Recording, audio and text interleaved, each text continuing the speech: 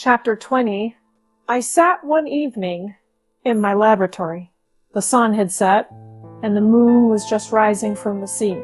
I had not sufficient light for my employment, and it remained idle in a pause of consideration of whether I should leave my labor for the night, or hasten its conclusion by an unremitting attention to it. As I sat, a train of reflection occurred to me, which led me to consider the effects of what I was now doing. 3 years before, I was engaged in the same manner, and had created a fiend whose unparalleled barbarity had desolated my heart and filled it forever with the bitterest remorse. I was now about to form another being of whose dispositions I was alike ignorant. She might become 10,000 times more malignant than her mate and delight for its own sake in murder and wretchedness. He had sworn to quit the neighborhood of man and hide himself in deserts, but she had not. And she, who in all probability was to become a thinking and reasoning animal, might refuse to comply with the compact made before her creation, or might even hate each other. The creature who already lived loathed his own deformity, and might he not conceive a greater abhorrence for it when it came before his eyes in the female form? She also might turn with disgust from him to the superior beauty of man. She might quit him, and he be again alone, exasperated by the fresh provocation of being deserted by one of his own species. Even if they were to leave Europe and inhabit the deserts of the New World, yet one of the first results of those sympathies for which the demon thirsted would be children. And a race of devils would be propagated upon the earth who might make the very existence of the species of man a condition precarious and full of terror. Had I right, for my own benefit, to inflict this curse upon everlasting generations? I have before been moved by the sophisms of the being I had created. I had been struck senseless by his fiendish threats. But now, for the first time, the wickedness of my promise burst upon me. I shuddered to think that future ages might curse me as their pest, whose selfishness had not hesitated to buy its own peace at the price, perhaps, of the existence of the whole human race. I trembled, and my heart failed within me. When on looking up, I saw by the light of the daemon at the casement. A ghastly grin wrinkled his lips as he gazed on me, where I sat fulfilling the task which he had allotted to me. Yes, he had followed me in my travels. He had loitered in forests, hid himself in caves, or taken refuge in wide and desert heaths. And he now came to mark my progress and claim the fulfillment of my promise. As I looked on him, his countenance expressed the utmost extent of malice and treachery.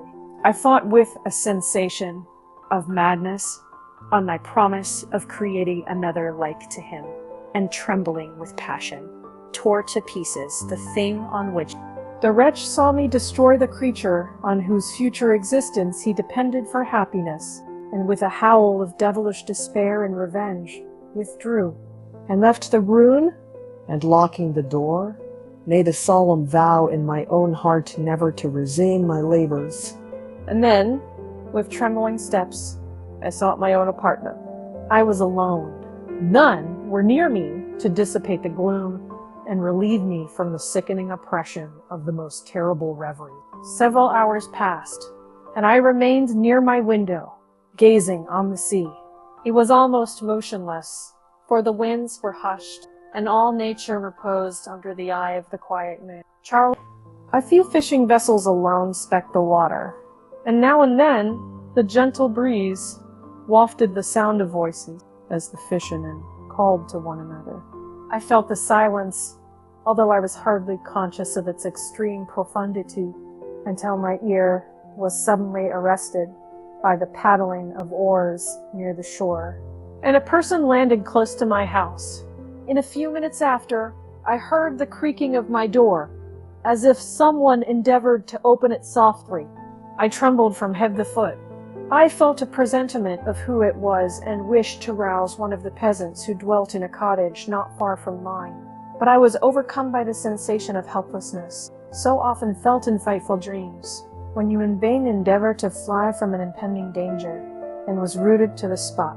Presently, I heard the sound of footsteps along the passage. The door opened, and the wretch whom I dreaded appeared. Shutting the door, he approached me and said in a smothered voice, "You have destroyed the work which you began. What is it that you intend? Do you dare to break your promise? I have endured toil and misery.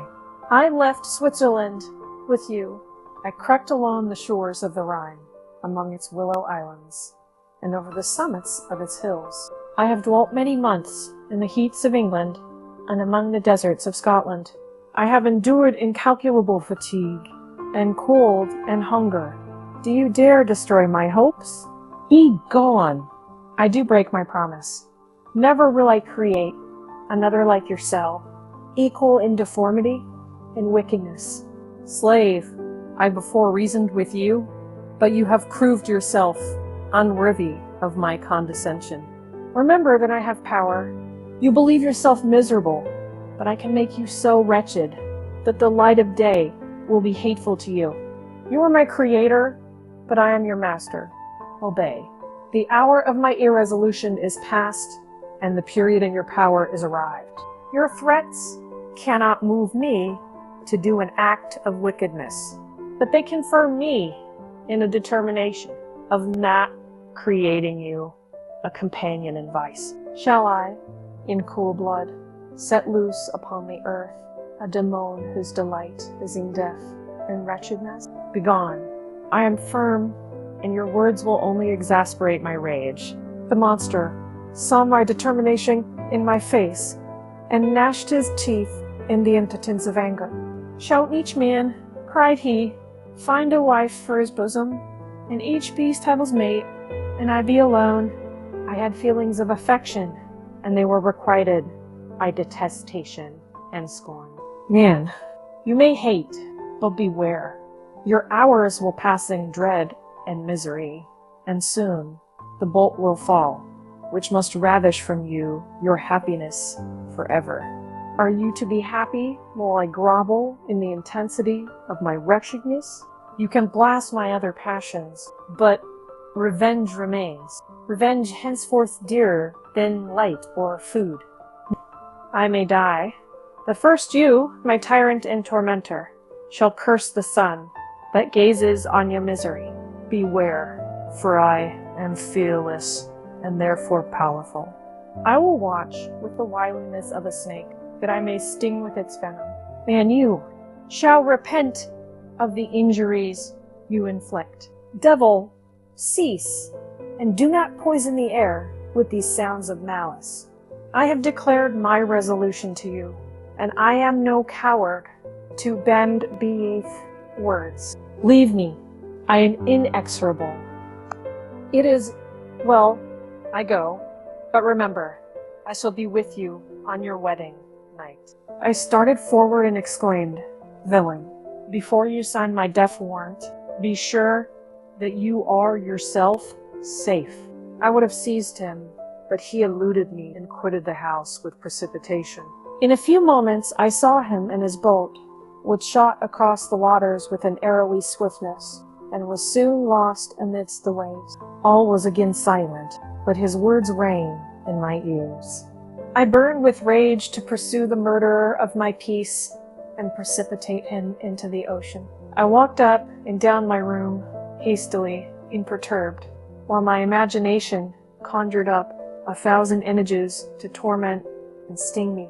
Why had I not followed home and closed with him in mortal strife?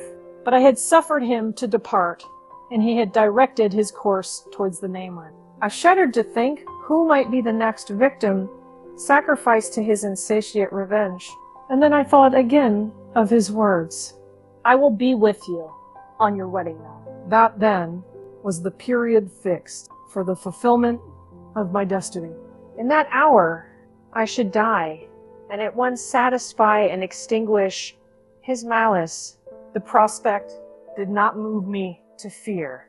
Yet when I thought of my beloved Elizabeth, of her tears and endless sorrow, when she should find her lover so barbarously snatched from her, tears, the first I had shed for many months, streamed from my eyes, and I resolved not to fall before my enemy without a bitter struggle. The night passed away, and the sun rose from the ocean. My feelings became calmer, if it may be called calmness, and the violence of rage sinks into the depths of despair. I left the house, the horrid scene of the last night's contention, and walked on the beach of the sea, which I almost regarded as an insuperable barrier between me and my fellow creatures. Nay, a wish that such should prove the fact stole across me. I desired that I might pass my life on that barren rock. Warily, it is true, but uninterrupted by any sudden shock of misery. If I returned, it was to be sacrificed, or to see those whom I most loved die under the grasp of the daemon whom I had myself created. I walked about the isle like a restless specter, separated from all it loved and miserable in the separation. When it became noon and the sun rose higher, I lay down on the grass and was overpowered by a deep sleep. I had been awake the whole of the preceding night. My nerves were agitated, and my eyes inflamed by watching and misery. The sleep into which I now sank refreshed me, and when I awoke, I again felt as if I belonged to a race of human beings like myself, and I began to reflect upon what had passed with greater composure. Yet still the words of the fiend rang in my ears like a death knell. They appeared like a dream, yet distinct and oppressive as a reality. The sun had far descended, and I still sat on the shore, satisfying my appetite, which had become ravenous, with an oaten cake, when I saw a fishing boat land close to me, and one of the men brought me a packet. It contained letters from Geneva and one from Clerval entreating me to join him. He said that he was wearing away his time fruitlessly where he was, that letters from the friends he had formed in London desired his return to complete the negotiation they had entered into for his Indian enterprise. He could not any longer delay his departure, but as his journey to London might be followed even sooner than he now conjectured by his longer voyage, he entreated me to bestow as much of my society on him as I could spare. He besought me, therefore, to leave my solitary isle and to meet him at Perth, that we might proceed southwards together. This letter, in a degree, recalled me to life, and I determined to quit my island at the expiration of 2 days. Yet, before I departed, there was a task to perform on which I shuddered to reflect. I must pack up my chemical instruments, and for that purpose, I must enter the room which had been the scene of my odious work, and I must handle those utensils, the sight of which was sickening to me. The next morning, at daybreak, I summoned sufficient courage and unlocked the door of my laboratory. The remains of the half-finished creature whom I had destroyed lay scattered on the floor, and I almost felt as if I had mangled the living flesh of a human being. I paused to collect myself and then entered the chamber. With trembling hand, I conveyed the instruments out of the room, but I reflected that I ought not to leave the relics of my work to excite the horror and suspicion of the peasants, and I accordingly put them into a basket with a great quantity of stones, and laying them up, determined to throw them into the sea that very night. And in the meantime, I sat upon the beach, employed in cleaning and arranging my chemical apparatus. Nothing could be more complete than the alteration that had taken place in my feelings since the night of the appearance of the daimon. I had before regarded my promise through the gloomy despair as a thing that, with whatever consequences, must be fulfilled. But I now felt as if a film had been taken from before my eyes, and that I, for the first time, saw clearly. The idea of renewing my labors did not for one instant occur to me. The threat I had heard weighed on my thoughts, but I did not reflect that a voluntary act of mine could avert it. I had resolved in my own mind that to create another, like the fiend I had first made, would be an act of the basest and most atrocious selfishness. And I banished from my mind every thought that could lead to a different conclusion. Between 2 and 3 in the morning, the moon rose, and I then, putting my basket aboard a little skiff, sailed out about 4 miles from the shore. The scene was perfectly solitary. A few boats were returning towards land, but I sailed away from them. I felt as if I was about the commission of a dreadful crime, and avoided with shuddering anxiety any encounter with my fellow creatures. At one time, the moon, which had before been clear, was suddenly overspread by a thick cloud, and I took advantage of the moment of darkness and cast my basket into the sea. I listened to the gurgling sound as it sank, and then sailed away from the spot. The sky became clouded, but the air was pure, although chilled by the northeast breeze that was then rising. But it refreshed me and filled me with such agreeable sensations that I resolved to prolong my stay on the water, and fixing the rudder in a direct position, stretched myself at the bottom of the boat. Clouds hid the moon, everything was obscure, and I heard only the sound of the boat as its keel cut through the waves. The murmur lulled me, and in a short time I slept soundly. I do not know how long I remained in this situation, but when I awoke, I found that the sun had already mounted considerably. The wind was high, and the waves continually threatened the safety of my little skiff. I found that the wind was northeast, and must have driven me far from the coast from which I had embarked. I endeavored to change my course, but quickly found that if I again made the attempt, the boat would be instantly filled with water. Less situated, my only resource was to drive before the wind. I confess that I felt a few sensations of terror. I had no compass with me, and was so slenderly acquainted with the geography of this part of the world that the sun was of little benefit to me. I might be driven into the wide Atlantic and feel all the tortures of starvation, or be swallowed up in the immeasurable waters that roared and buffeted around me.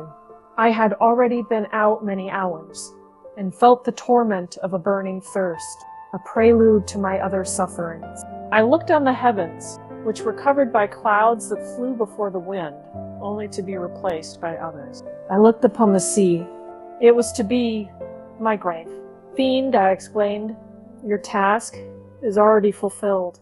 I thought of Elizabeth, of my father, and of Clerval, all left behind, on whom the monster might satisfy his sanguinary and merciless passion.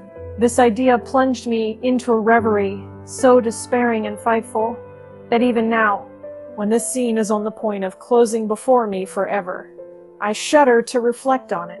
Some hours passed thus, but by degrees, as the sun declined towards the horizon, the wind died away into a gentle breeze, and the sea became free from breakers. But these gave place to a heavy swell. I felt sick and hardly able to hold the rudder, when suddenly I saw a line of high land towards the south.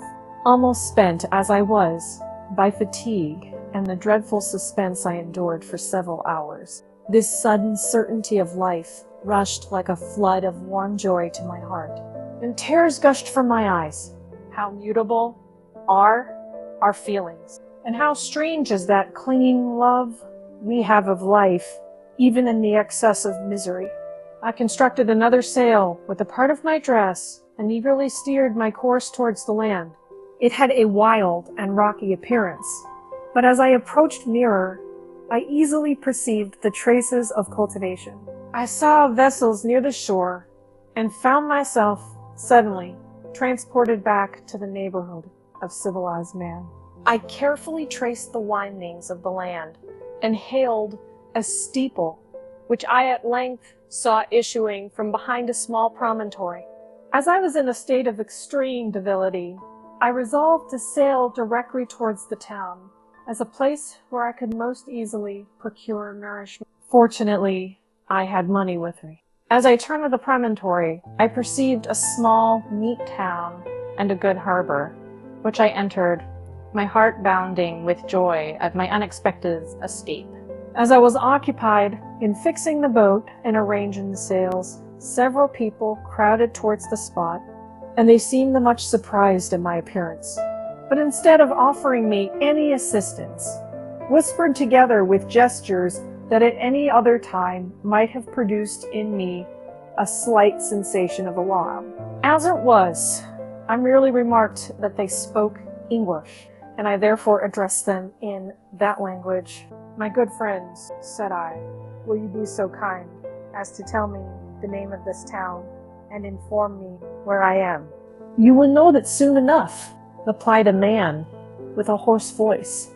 "Maybe you are come to a place that will not prove much to your taste, but you will not be consulted as to your quarters, I promise you." I was exceedingly surprised on receiving so rude an answer from a stranger, and I was also disconcerted on perceiving the frowning and angry countenances of his companion. "Why do you answer me so roughly?" I replied, "Surely it is not the custom of Englishmen to receive strangers so inhospitably." "I do not know," said the man, "what the custom of the English may be, but it is the custom of the Irish to hate villains." While this strange dialogue continued, I perceived the crowd rapidly increase. Their faces expressed a mixture of curiosity and anger, which annoyed and in some degree alarmed me. I inquired the way to the inn, but no one replied. I then moved forward, and a murmuring sound arose from the crowd as they followed and surrounded me, when an ill-looking man approaching tapped near my shoulder and said, "Come, sir, you must follow me to Mr. Kerwin's to give an account of yourself." "Who is Mr. Kerwin?" "Why am I to give an account of myself? Is not this a free country?" "Aye, sir, free enough for honest folks. This Mr. Kerwin is a magistrate, and you are to give an account of the death of a gentleman who was found murdered here last night." This answer startled me, but I presently recovered myself. I was innocent. That could easily be proved. Accordingly, I followed my conductor in silence and was led to one of the best houses in the town. I was ready to sink from fatigue and hunger, but being surrounded by a crowd, I thought it was politic to rouse all my strength, that no physical debility might be construed into apprehensive guilt. Little did I then expect the calamity that was in a few moments to overwhelm me and extinguish in horror and despair all fear of ignominy or death.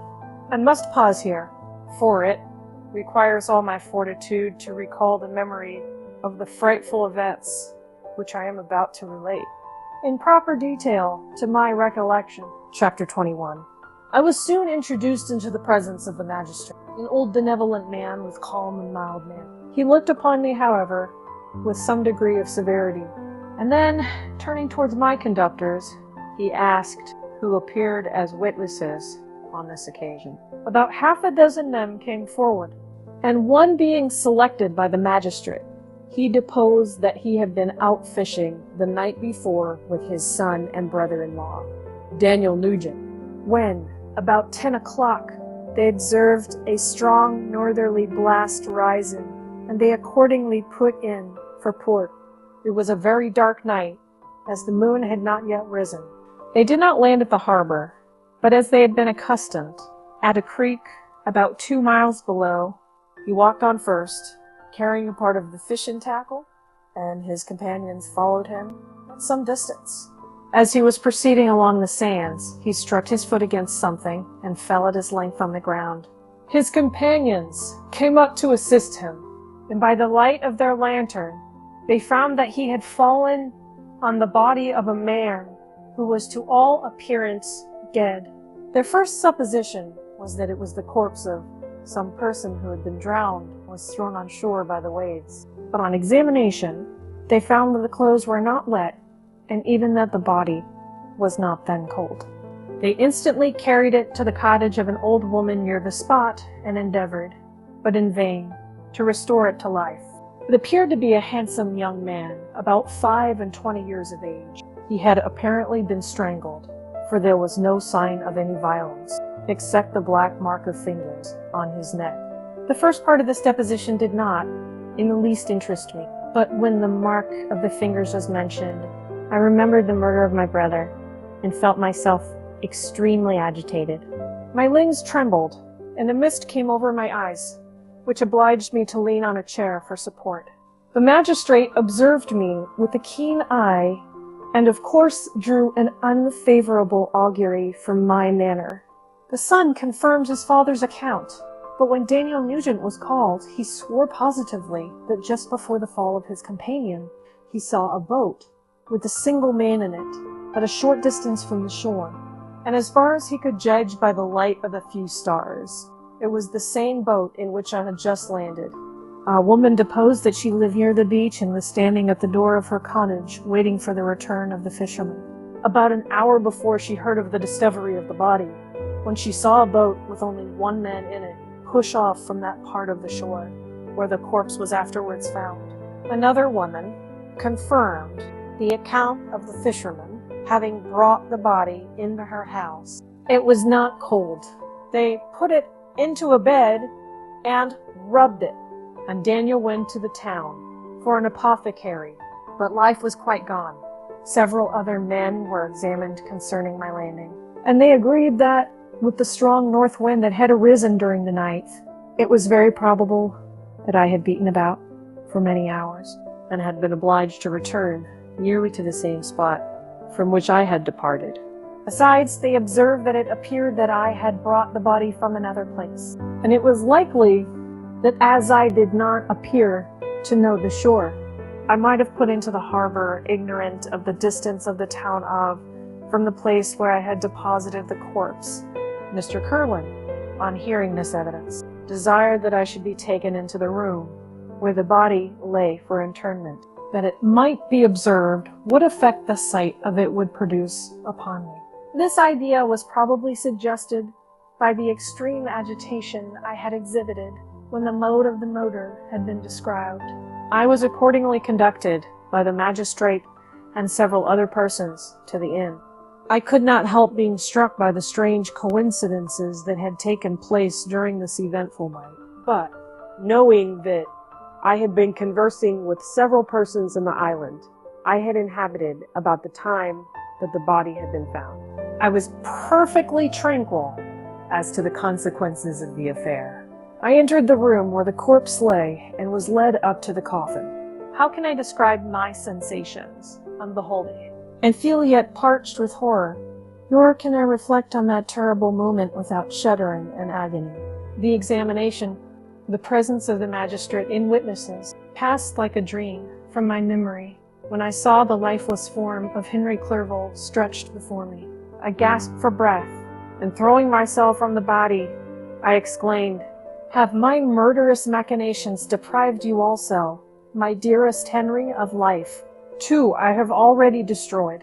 Other victims await their destiny.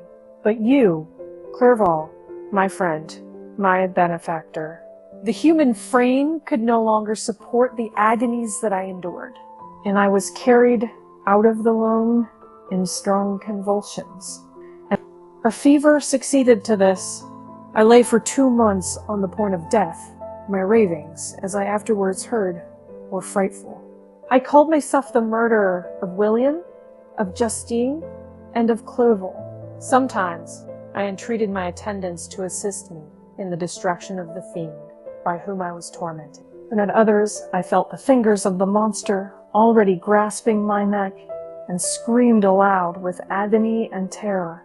Fortunately, as I spoke my native language, Mr. Kerwin alone understood me, but my gestures and bitter cries were sufficient to affright the other witnesses.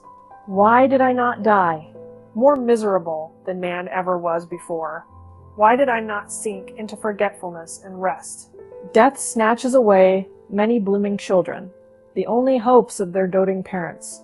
How many brides and youthful lovers have been one day in the bloom of health and hope, and the next a prey for worms and the decay of the tomb?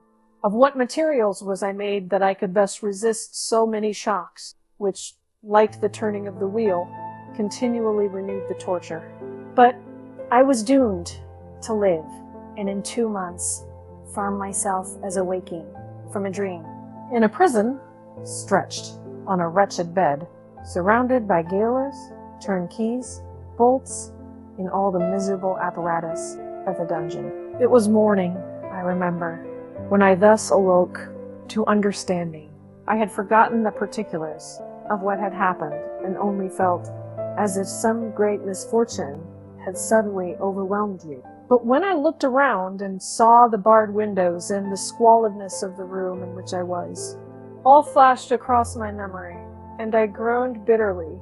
This sound disturbed an old woman who was sleeping in a chair beside me. She was a hired nurse, the wife of one of the turnkeys, and her countenance expressed all those bad qualities which often characterize that class. The lines of her face were hard and rude, like that of persons accustomed to see without sympathizing in sights of misery. Her tone expressed her entire indifference. She addressed me in English, and the voice struck me as one that I had heard during my sufferings. "Are you better now, sir?" said she. I replied in the same language, with a feeble voice, "I believe I am.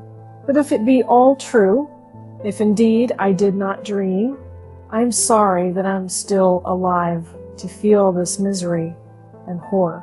"For that matter," replied the old woman, "if you mean about the gentleman you murdered, I believe that it were better for you if you were dead, for I fancy it will go hard with you. However, that's none of my business. I'm sent to nurse you and get you well. I do my duty with a safe conscience. It were well if everybody did the same." I turned with loathing from the woman who could utter so unfeeling a speech to a person just saved, on the very edge of death. But I felt languid and unable to reflect on all that had passed. The whole series of my life appeared to me as a dream.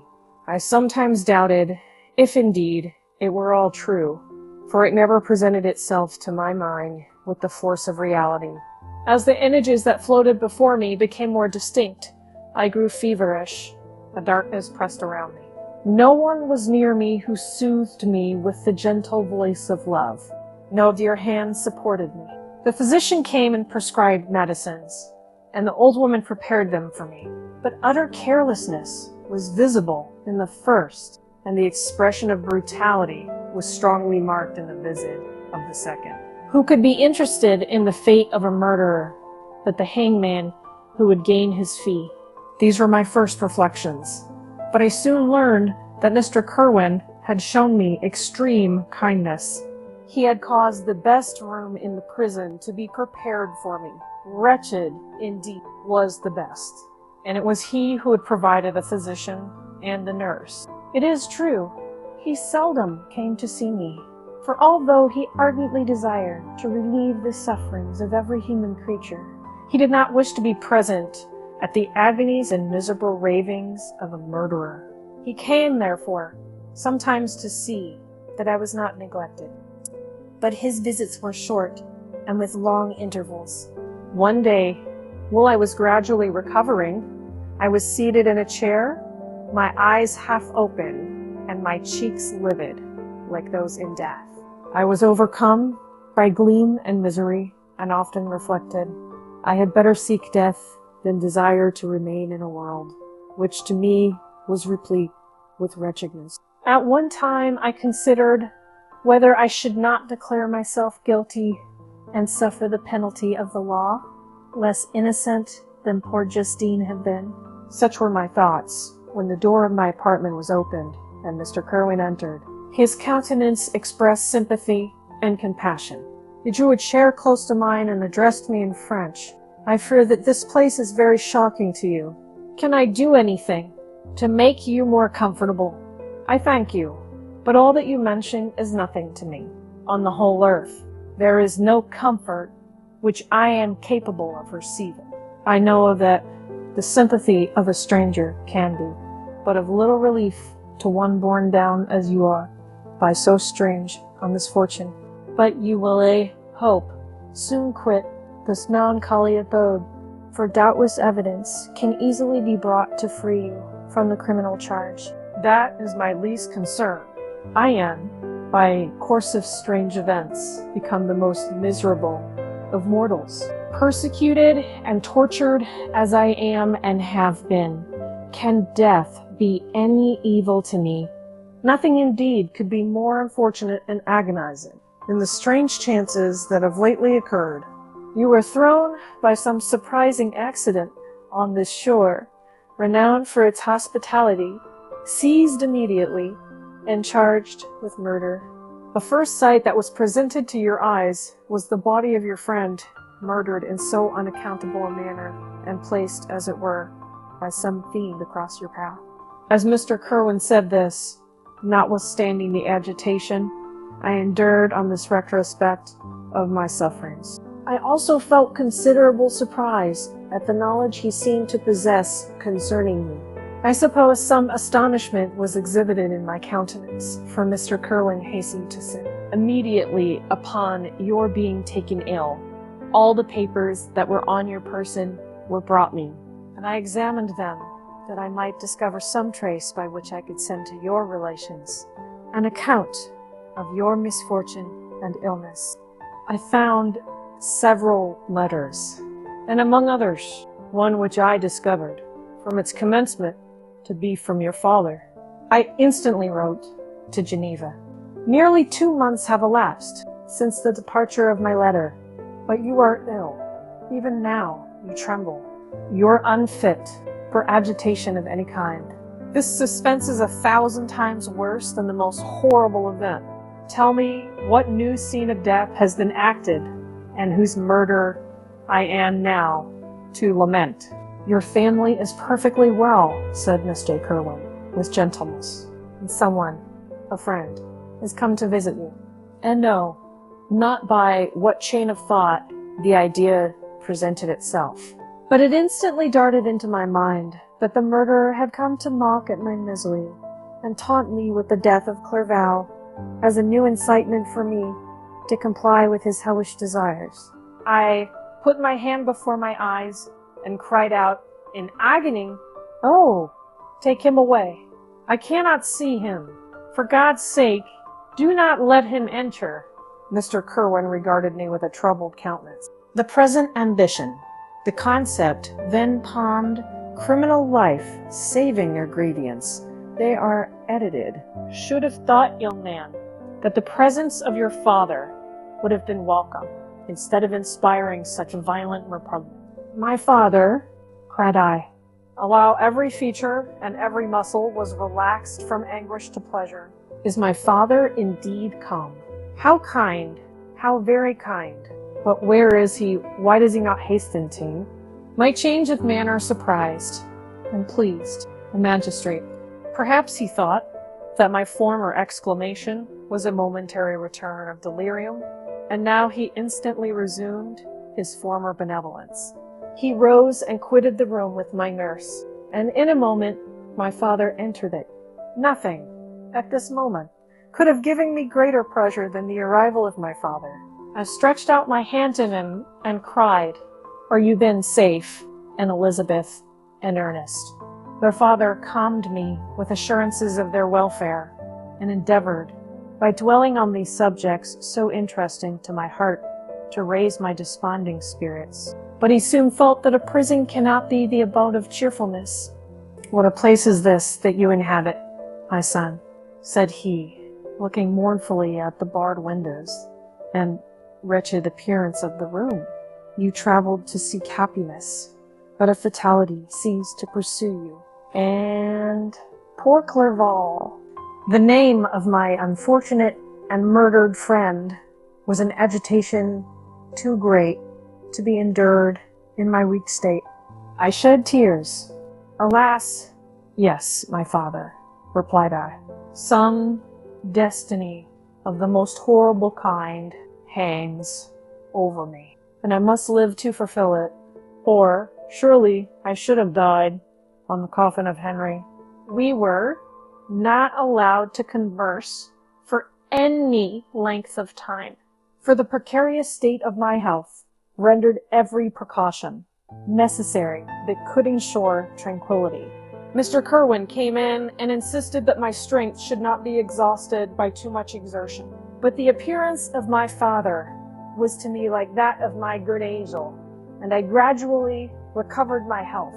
As my sickness quitted me, I was absorbed by a gloomy and black melancholy that nothing could dissipate. The image of Corval was forever before me, dazzling and murky.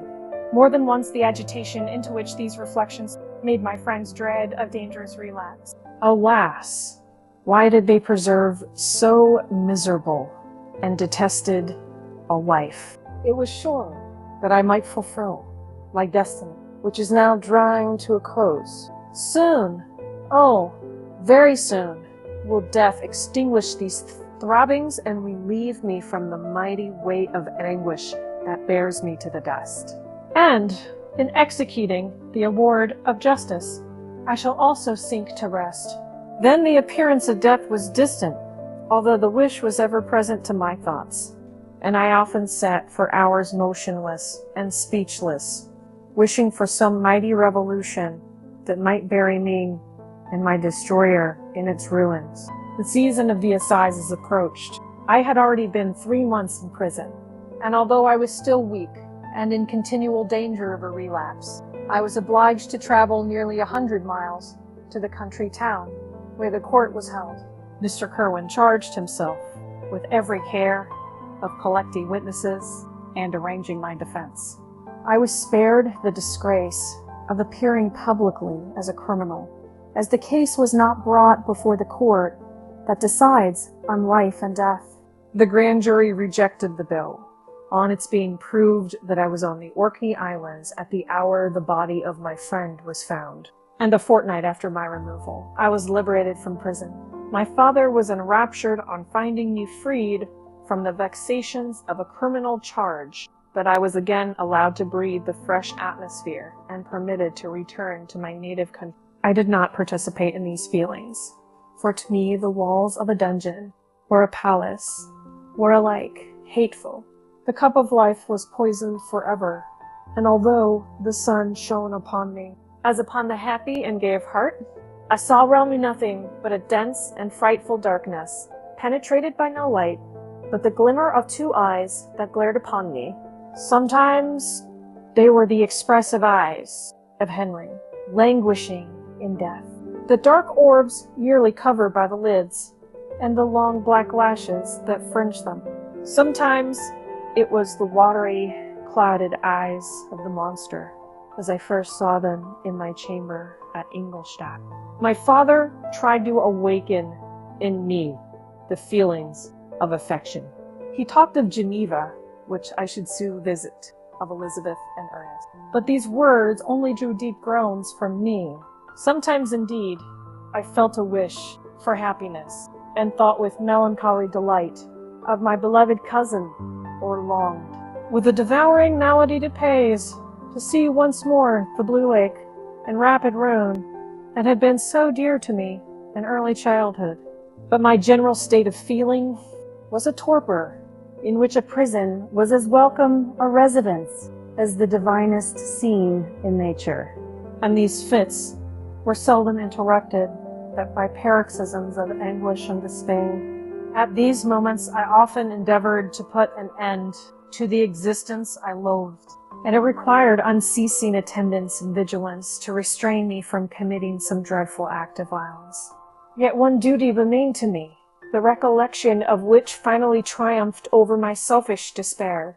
It was necessary that I should return, without delay, to Geneva, there to watch over the lives of those I so fondly loved, and to lie in wait for the murderer. But if any chance led me to the place of his concealment, or if he dared again to blast me by his presence, I might, with unfailing aim, put an end to the existence of the monstrous image, which I had endued with the mockery of a soul still more monstrous. My father still desired to delay our departure, fearful that I could not sustain the fatigues of a journey, for I was a shattered wreck, the shadow of a human being. My strength was gone. I was a mere skeleton, and fever night and day preyed upon my wasted frame. Still, as I urged our leaving Ireland with such inquietude and impatience, my father thought it best to yield.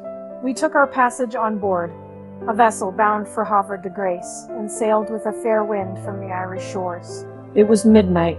I lay on the deck, looking at the stars and listening to the dashing of the waves. I hailed the darkness that shut Ireland from my sight, and my pulse beat with a feverish joy when I reflected that I should soon see Geneva. The past appeared to me in the light of a frightful dream, yet the vessel in which I was, the wind that blew me from the detested shore of Ireland, and the sea which surrounded me, told me too forcibly that I was deceived by no vision, and that Clerval, my friend and dearest, had fallen a victim to, and the monster of my creation. I repassed, in my memory, my whole life. My quiet happiness while residing with my family in Geneva, the death of my mother, and my departure for Ingolstadt. I remembered, shuddering, the mad enthusiasm that hurried me on to the creation of my hideous enemy, and I called to mind the night in which he first lived. I was unable to pursue the train of thought. 1,000 feelings pressed upon me, and I wept bitterly. Ever since my recovery from the fever, I had been in the custom of taking every night a small quantity of laudanum, for it was by means of this drug only that I was enabled to gain the rest necessary for the preservation of life. Oppressed by the recollection of my various misfortunes, I now swallowed double my usual quantity, and soon slept profoundly. But sleep did not afford me respite from thought and misery. My dreams presented 1,000 objects that scared me. Towards morning I was possessed by a kind of nightmare.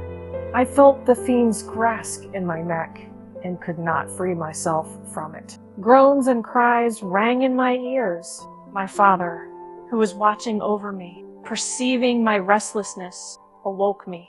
The dashing waves were around. The cloudy sky above. The fiend was not here. A sense of security, a feeling that a truce was established between the present hour and the irresistible, disastrous future imparted to me a kind of calm forgetfulness, of which the human mind is, by its structure, peculiarly susceptible. Chapter 22. The voyage came to an end. We landed and proceeded to Paris. I soon found that I had overtaxed my strength, and that I must repose before I could continue my journey. My father's care and attentions were indefatigable, but he did not know the origin of my sufferings, and sought erroneous methods to remedy the incurable ill. He wished me to seek amusement in society. I abhorred the face of man. Oh, not abhorred. They were my brethren, my fellow beings, and I felt attracted even to the most repulsive among them, as to creatures of an angelic nature and celestial mechanism. But I felt that I had no right to share their intercourse. I had unchained an enemy among them, whose joy it was to shed their blood and to revel in their groans. How they would, each and all, abhor me and hunt me from the world. Did they know my unhallowed acts and the crimes which had their source in me? My father yielded at length to my desire to avoid society and strove by various arguments to banish my despair. Sometimes he thought that I felt deeply the degradation of being obliged to answer a charge of murder, and he endeavored to prove to me the futility of pride. Alas, my father, said I, how little do you know me? Human beings, their feelings and passions, would indeed be degraded if such a wretch as I felt pride. Justine, poor and happy, Justine was as innocent as I, and she suffered the same charge. She died for it, and I am the cause of this. I murdered her. William, Justine, and Henry. My father had often during my imprisonment, heard me make the same assertion. When I thus accused myself, he sometimes seemed to desire an explanation, and at others he appeared to consider it as the offspring of delirium, and that, during my illness, some idea of this kind had presented itself to my imagination, the remembrance of which I preserved in my convalescence. I avoided explanation and maintained a continual silence concerning the wretch I had created. I had a persuasion that I should be supposed mad, and this in itself would forever have chained my tongue. But besides, I could not bring myself to disclose a secret which would fill my hero with consternation, and make fear and unnatural horror the inmates of his breast. I checked, therefore, my impatient thirst for sympathy, and was silent when I would have given the world to have confided the fatal secret. Yet, still, words like those I have recorded would burst uncontrollably from me. I could offer no explanation of them, but their truth in part relieved the burden of my mysterious woe. Upon this occasion, my father said, with an expression of unbounded wonder, "My dearest Victor, what infatuation is this? My dear son, I entreat you never to make such an assertion again." I am not mad, I cried energetically. The sun and the heavens, who have viewed my operation, can bear witness of my truth. I'm the assassin of those most innocent victims. They died by my machinations. 1,000 times would I have shed my own blood, drop by drop, to have saved their lives. But I could not. My father, indeed, I could not sacrifice the whole human race. The conclusion of this speech convinced my father that my ideas were deranged, and he instantly changed the subject of our conversation and endeavored to alter the course of my thoughts. He wished as much as possible to obliterate the memory of the scenes that had taken place in Ireland, and never alluded to them or suffered me to speak of my misfortune. As time passed away, I became more calm. Misery had her dwelling in my heart, but I no longer talked in the same incoherent manner of my own crimes. Sufficient for me was the consciousness of them. By the utmost self-violence, I curbed the imperious voice of wretchedness, which sometimes desired to declare itself to the whole world. And my manners were calmer and more composed than they had ever been since my journey to the Sea of Ice. A few days before we left Paris on our way to Switzerland, I received the following letter from Elizabeth. My dear friend, it gave me the greatest pleasure to receive a letter from my uncle, dated at Paris. You are no longer at a formidable distance, and I may hope to see you in less than a fortnight. My poor cousin, how much you must have suffered. I expect to see you looking even more ill than when you quitted Geneva.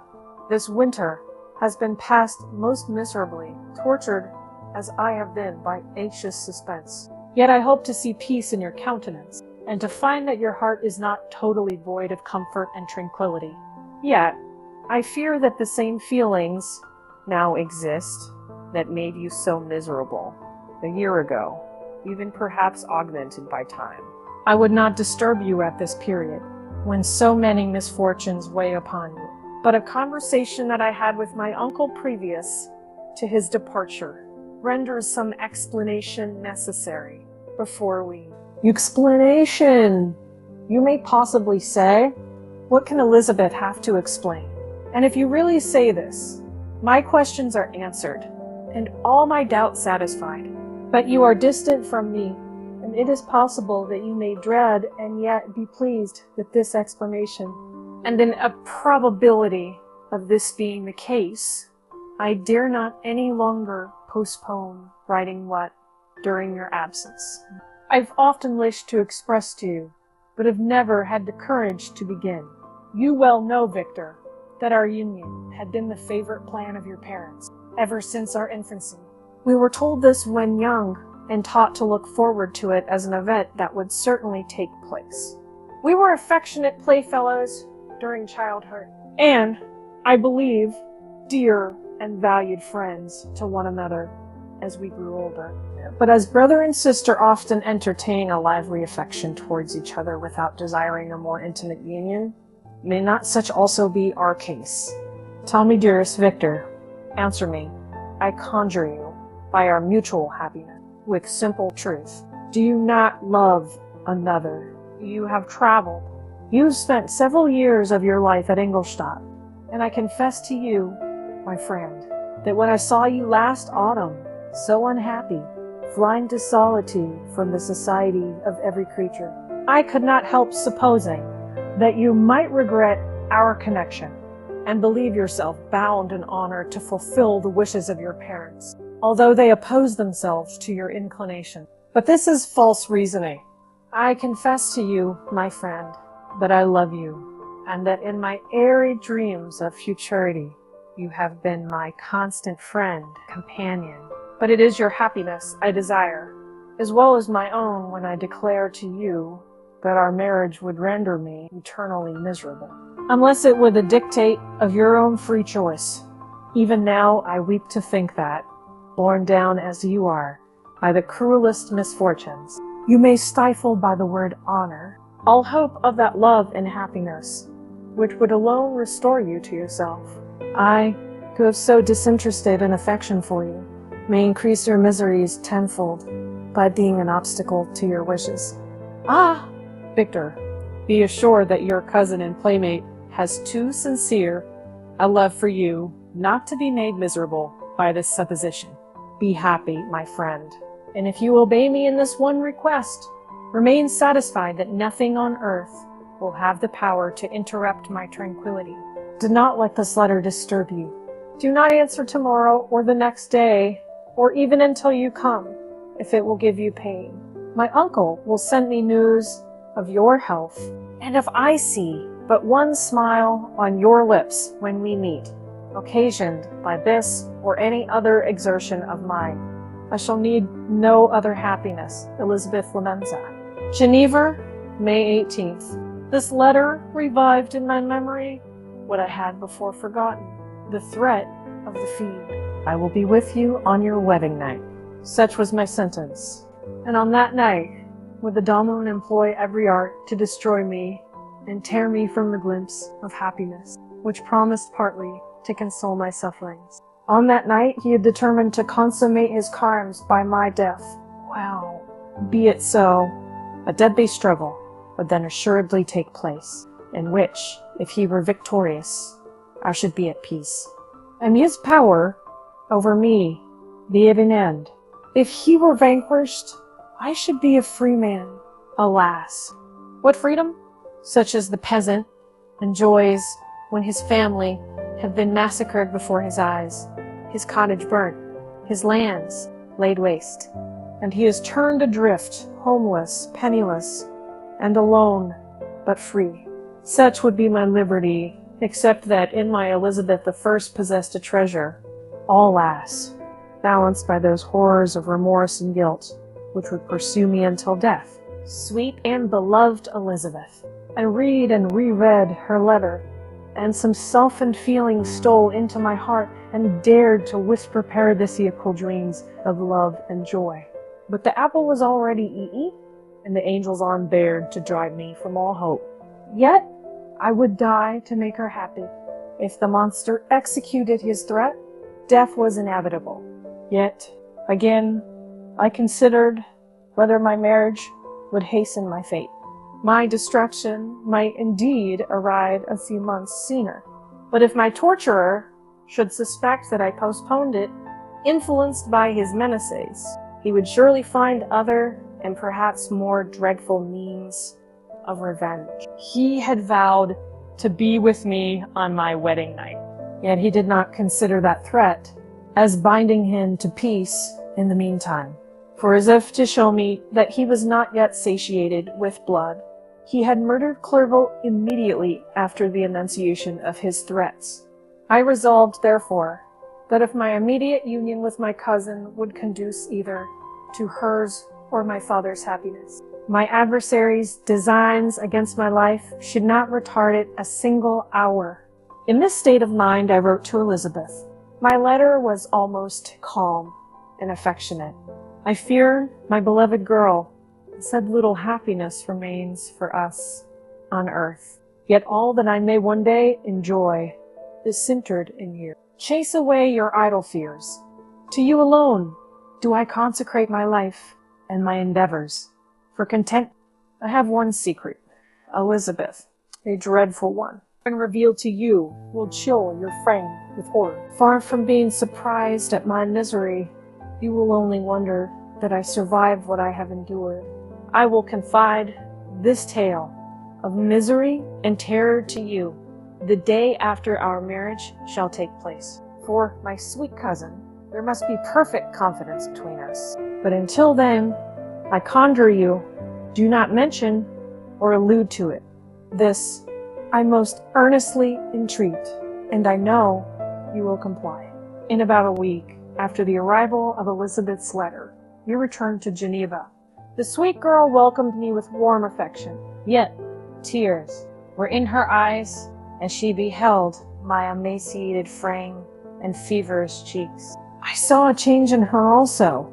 She was thinner and had lost much of that heavenly vivacity that had before charmed me, but her gentleness and soft looks of compassion made her a more fit companion for one blasted and miserable as I was. But tranquility, which I now enjoyed, did not endure. Memory brought madness, and when I thought of what had passed, a real insanity possessed me. Sometimes I was furious and burnt with rage, sometimes low and despondent. I neither spoke nor looked at anyone, but sat motionless, bewildered by the multitude of miseries that overcame me. Elizabeth alone had the power to draw me from these fits. Her gentle voice would soothe me when transported by passion, and inspire me with human feelings when sunk in torpor. She wept with me and for me. When reason returned, she would remonstrate and endeavor to inspire me with resignation. It is well for the unfortunate to be resigned, but for the guilty there is no peace. When the agonies of remorse poison, the luxury there is otherwise sometimes found in indulging the excess of grief. Soon after my arrival, my father spoke of my immediate marriage with Elizabeth. I remained silent. Have you, then, some other attachment? None on earth. I love Elizabeth and look forward to our union with delight. Let the day, therefore, be fixed, and on it I will consecrate with myself in life or death to the happiness of my cousin. My dear Victor, do not speak thus. Heavy misfortunes have befallen us, but let us only cling closer to what remains and transfer our love for those who we have lost to those who yet live. Our circle will be small, but bound close by the ties of affection and mutual misfortune. And when time shall have softened your despair, new and dear objects of care will be born to replace those of whom we have been so cruelly deprived. Such were the lessons of my father, but to me the remembrance of the threat returned.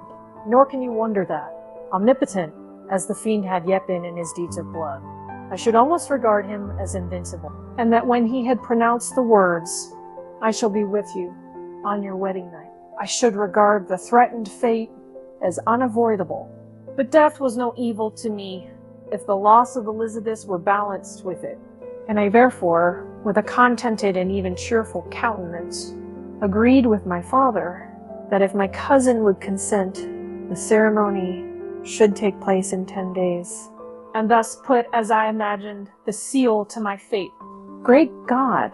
If for one instant I had thought what might be the hellish intention of my fiendish adversary, I would rather have banished myself forever from my native country, and wandered a friendless outcast over the earth, than have consented to this miserable marriage. But, as if possessed of magic powers, the master had blinded me to his real intent. And when I thought that I had prepared only my own death, I hastened that of a far dearer victim. As the period fixed for our marriage drew nearer, whether from cowardice or a prophetic feeling. I felt my heart sink within me, but I concealed my feelings by an appearance of hilarity that brought smiles and joy to the countenance of my father, but hardly deceived the ever-watchful and nicer eye of Elizabeth. She looked forward to our union with placid contentment, not unmingled with a little fear, which past misfortunes had impressed. That what now appeared certain and tangible happiness might soon dissipate into an airy dream and leave no trace but deep and everlasting regret. Preparations were made for the event. Congratulatory visits were received, and all wore a smiling appearance. I shut up, as well as I could, in my own heart, the anxiety that preyed there, and entered with seeming earnestness into the plans of my father, although they might only serve as the decorations of my tragedy. Through my father's exertions, a part of the inheritance of Elizabeth had been restored to her by the Austrian government. A small possession on the shores of Como belonged to. It was agreed that, immediately after our union, we should proceed to Villa Lavenza and spend our first days of happiness beside the beautiful lake near which it stood. In the meantime, I took every precaution to defend my person in case the fiend should openly attack me. I carried pistols and a dagger constantly about me, and was ever on the watch to prevent artifice, and by these means gained a greater degree of tranquility. Indeed, as the period approached, the threat appeared more as a delusion, not to be regarded as worthy to disturb my peace, while the happiness I hoped for in my marriage wore a greater appearance of certainty as the day fixed for its solemnization drew nearer, and I heard it continually spoken of as an occurrence which no accident could possibly prevent. Elizabeth seemed happy. My tranquil demeanor contributed greatly to calm her mind. But on the day that was to fulfill my wishes and my destiny, she was melancholy, and a presentiment of evil pervaded her.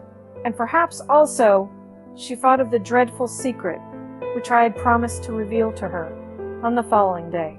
My father was in the meantime overjoyed, and in the bustle of preparation, only recognized in the melancholy of his niece the diffidence of the bride. After the ceremony was performed, a large party assembled at my father's. But it was agreed that Elizabeth and I should commence our journey by water, sleeping that night at Evian, and continuing our voyage on the following day. The day was fair, the wind favorable. All smiled on our nuptial embarkation. Those were the last moments of my life, during which I enjoyed the feeling of happiness. We passed rapidly along. The sun was hot, but we were sheltered from its rays by a kind of canopy, while we enjoyed the beauty of the scene.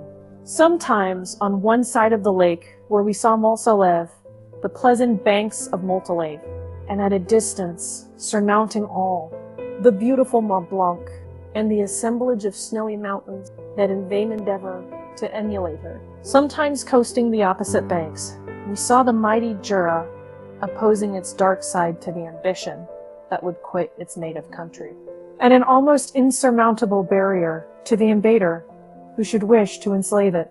I took the hand of Elizabeth. "You are sorrowful, my love. Ah, if you knew what I have suffered and what I may yet endure, you would endeavor to let me taste the quiet and freedom from despair that this one day at least permits me to enjoy."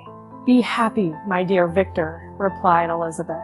"There is, I hope, nothing to distress you. And be assured that if a lively joy is not painted in my face, my heart is contented. Something whispers to me not to depend too much on the prospect that is opened before us, but I will not listen to such a sinister voice. Observe how fast we move along, and how the clouds, which sometimes obscure and sometimes rise above the dome of Mont Blanc, render this scene of beauty still more interesting.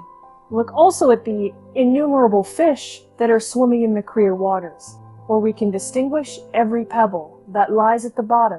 What a divine day! How happy and serene all nature appears! Son, Elizabeth endeavored to divert her thoughts and mine from all reflection upon melancholy subjects. But her temper was fluctuating. Joy for a few instants shone in her eyes, but it continually gave place to distraction and reverie. The sun sank lower in the heavens. We passed the river Dranse and observed its path through the chasms of the higher and the glens of the lower hills. The Alps here come closer to the lake, and we approached the amphitheater of mountains which forms its eastern boundary. The spire of Evian shone under the woods that surrounded it, and the range of mountain above mountain by which it was overhung. The wind, which had hitherto carried us along with amazing rapidity, sank at sunset to a light breeze. The softer just ruffled the water and caused a pleasant motion among the trees as we approached the shore, from which it wafted the most delightful scent of flowers and hay. The sun sank beneath the horizon as we landed, and as I touched the shore, I felt those cares and fears revive, which soon were to clasp me and cling to me forever. Chapter 23. It was 8 o'clock when we landed. We walked for a short time on the shore, enjoying the transitory light, and then retired to the inn and contemplated the lovely scene of waters, woods, and mountains, obscured in darkness, yet still displaying their black outline. The wind, which had fallen in the south, now rose with great violence in the west, and so the moon had reached her summit in the heavens and was beginning to descend. The clouds swept across it, swifter than the flight of the vulture, and dimmed her rays right by General Lake, while the lake reflected busy heavens, and then rendered still busier by the restless. Suddenly, a heavy storm of rain descended. I had been calm during the day, but so soon as night obscured the shapes of objects, 1,000 fears arose in my mind. I was anxious and watchful, while my right hand grasped a pistol, which was hidden in my bosom. Every sound terrified me, but I resolved that I would sell my life dearly and not shrink from the conflict, until my own life, or that of my adversary, was extinguished. Elizabeth observed my agitation for some time in timid and fearful silence, but there was something in my glance communicated terror to her, and trembling, she asked, "What is it that agitates you, my dear Victor? What is it you fear?" "Oh, peace, peace, my love," replied I. "This night, and all will be safe. But this night is dreadful, very dreadful." I passed an hour in this state of mind, when suddenly I reflected how fearful the combat, which I momentarily expected, would be to my wife, and I earnestly entreated her to retire, resolving not to join her until I had obtained some knowledge as to the situation of my enemy. She left me, and I continued some time walking up and down the passages of the house, and inspecting every corner that might afford a retreat to my adversary. But I discovered no trace of him, and was beginning to conjecture that some fortunate chance had intervened to prevent the execution of his menaces, and suddenly I heard a shrill and dreadful scream. It came from the room to which Elizabeth had retired. As I heard it, the whole truth rushed into my mind. My arms dropped, the motion of every muscle and fiber was suspended. I could feel the blood trickling in my veins and tingling in the extremities of my limbs. This state lasted but for an instant. The scream was repeated, and I rushed into the room. Great God, why did I not then expire? Why am I here to relate the destruction of the best hope and the purest creature on earth? She was there, lifeless and inanimate, thrown across the bed, her head hanging down, and her pale and distorted features half covered by her hair. Everywhere I turn, I see the same figure, her bloodless arms and relaxed form flung by the murderer on its bridal bier. Could I behold this and live? Alas, life is obstinate and clings closest where it is most hated. For a moment, only did I lose recollection. I fell senseless on the ground. When I recovered, I found myself surrounded by the people of the inn.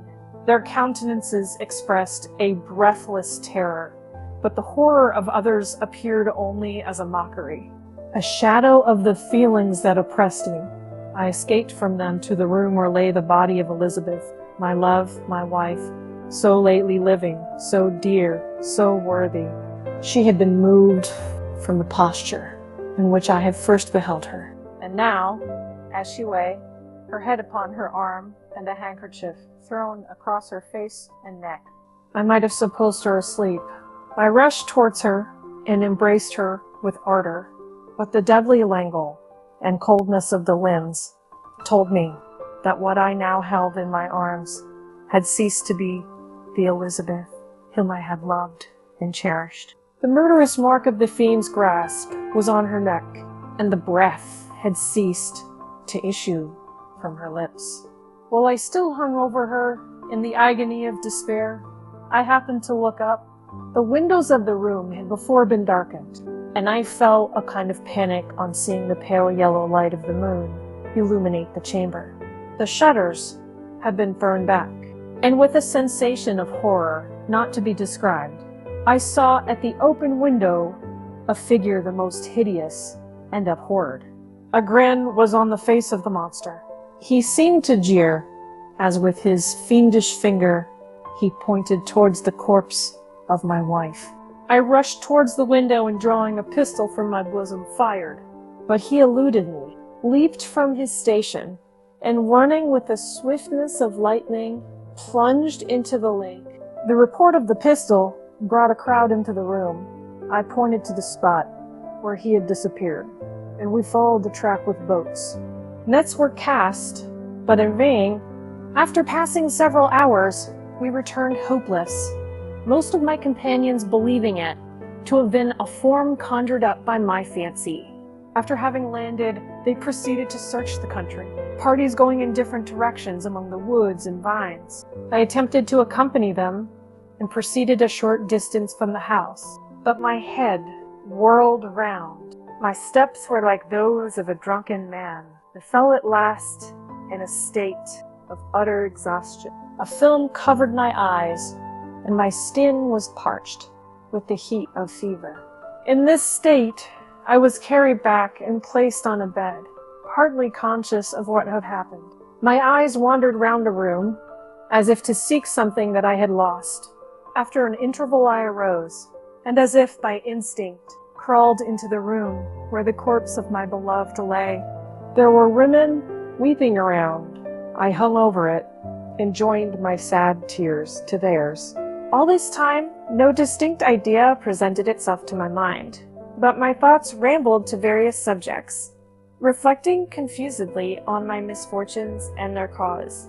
I was bewildered in a cloud of wonder and horror. The death of William, the execution of Justine, the murder of Clerval, and lastly, of my wife. Even at that moment, I knew not that my only remaining friends were safe from the malignity of the fiend. My father even now might be writhing under his grasp, and Ernest might be dead at his feet. This idea made me shudder and recalled me to action. I started up and resolved to return to Geneva with all possible speed. There were no horses to be procured, and I must return by the lake.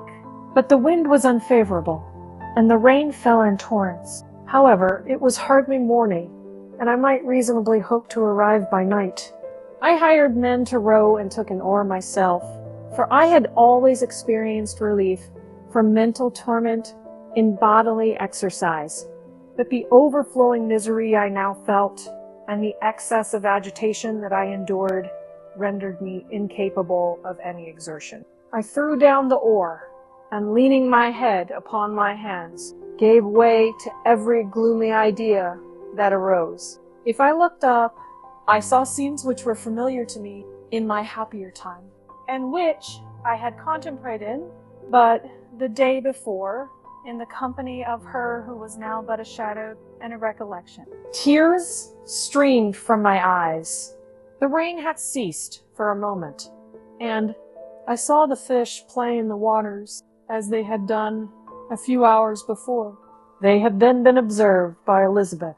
Nothing is so painful to the human mind as a great and sudden change. The sun might shine or the clouds might lower, but nothing could appear to me as it had done the day before. A fiend had snatched from me every hope of future happiness. No creature had ever been so miserable as I was. So frightful an event is single in the history of man. But why should I dwell upon the incidents that followed this last overwhelming event? Mine has been the tale of horrors.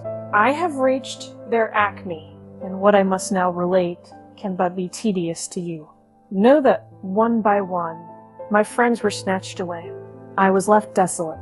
My own strength is exhausted, and I must tell in a few words what remains of my hideous narration. I arrived at Geneva. My father and Ernest yet lived, but the former sunk under the tidings that I bore. I see him now, excellent and venerable old man. His eyes wandered in vacancy, for they had lost their charm and their delight. His Elizabeth, his more than daughter, whom he doted on with all that affection which a man feels, who, in the decline of life, having few affections, clings more earnestly to those that remain.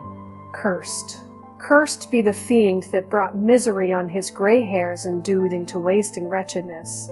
He could not live under the horrors that were accumulated around him. The springs of existence suddenly gave way. He was unable to rise from his bed, and in a few days he died in my arms. What then became of me? I know not. A lost sensation, and chains and darkness were the only objects that pressed upon me. Sometimes, indeed, I dreamt that I wandered in flowery meadows and pleasant vales with the friends of my youth. But I awoke and found myself in a dungeon. Melancholy followed, but by degrees I gained a clear conception of my miseries and situation, and was then released from my prison. For they had called me mad, and during many months, as I understood, a solitary cell had been my habitation. Liberty, however, had been a useless gift to me. Had I not, as I awakened to reason, at the same time awakened to revenge. As the memory of past misfortunes pressed upon me, I began to reflect on their cause. The monster whom I had created, the miserable damon whom I had sent abroad into the world for my destruction. I was possessed by a maddening rage when I thought of him and desired, and ardently prayed that I might have him within my grasp to wreak a great and signal revenge on his cursed head. Nor did my hate long confine itself to useless wishes. I began to reflect on the best means of securing him, and for this purpose, about a month after my release, I repaired to a criminal judge in the town, and told him that I had an accusation to make, that I knew the destroyer of my family, and that I required him to exert his whole authority for the apprehension of the murderer. The magistrate listened to me with attention and kindness. "Be assured, sir," said he, "no pains or exertions on my part shall be spared to discover the villain." "I thank you," replied I. "Listen, therefore, to the deposition that I have to make. It is indeed a tale so strange that I should fear you would not credit it were there not something in truth which, however wonderful, forces conviction. The story is too connected to be mistaken for a dream, and I have no motive for falsehood." My manner, as I thus addressed him, was impressive, but calm. I had formed in my own heart a resolution to pursue my destroyer to death, and this purpose quieted my agony, and for an interval reconciled me to life. I now related my history briefly, but with firmness and precision, marking the dates with accuracy and never deviating into invective or exclamation. The magistrate appeared at first perfectly incredulous, but as I continued, he became more attentive and interested. I saw him sometimes shudder with horror. At others, a lively surprise, unmingled with disbelief, was painted on his countenance. When I had concluded my narration, I said, "This is the being whom I accuse, and for whose seizure and punishment I call upon you to exert your whole power. It is your duty as a magistrate, and I believe and hope that your feelings as a man will not revolt from the execution of those functions on this occasion." This address caused a considerable change in the physiognomy of my own auditor. He had heard my story with that half kind of belief that is given to a tale of spirits and supernatural. But when he was called upon to act officially in consequence, the whole tide of his incredulity returned. He, however, answered mildly, "I would willingly afford you every aid in your pursuit, but the creature of whom you speak appears to have powers which would put all my exertions to defiance. Who can follow an animal which can traverse the sea of ice and inhabit caves and dens where no man would venture to intrude? Besides, some months have elapsed since the commission of his crimes, and no one can conjecture to what place he has wandered, or what region he may now inhabit. I do not doubt that he hovers near the spot which I inhabit, and if he has indeed taken refuge in the Alps, he may be hunted like the chamois and destroyed as a beast of prey. But I perceive your thoughts. You do not credit my narrative, and do not intend to pursue my enemy with the punishment which is his desert." As I spoke, rage sparkled in my eyes. The magistrate was intimidated. "You are mistaken," said he. "I will exert myself, and if it is in my power to seize the monster, be assured that he shall suffer punishment proportionate to his crimes. But I fear, from what you have yourself described to be his properties, that this will prove impracticable. And thus, while every proper measure is pursued, you should make up your mind to disappoint me. That cannot be, but all that I can say will be of little avail. My revenge is of no moment to you. Yet while I allow it to be a vice, I confess that it is the devouring and only passion of my soul. My rage is unspeakable when I reflect that the murderer whom I have turned loose upon society still exists. He refused my just demand. I have but one resource, and I devote myself either in my life or death to his destruction. I trembled with excess of agitation as I said this. There was a frenzy in my manner, or something, I doubt not, of that haughty fierceness which the martyrs of old are said to have possessed.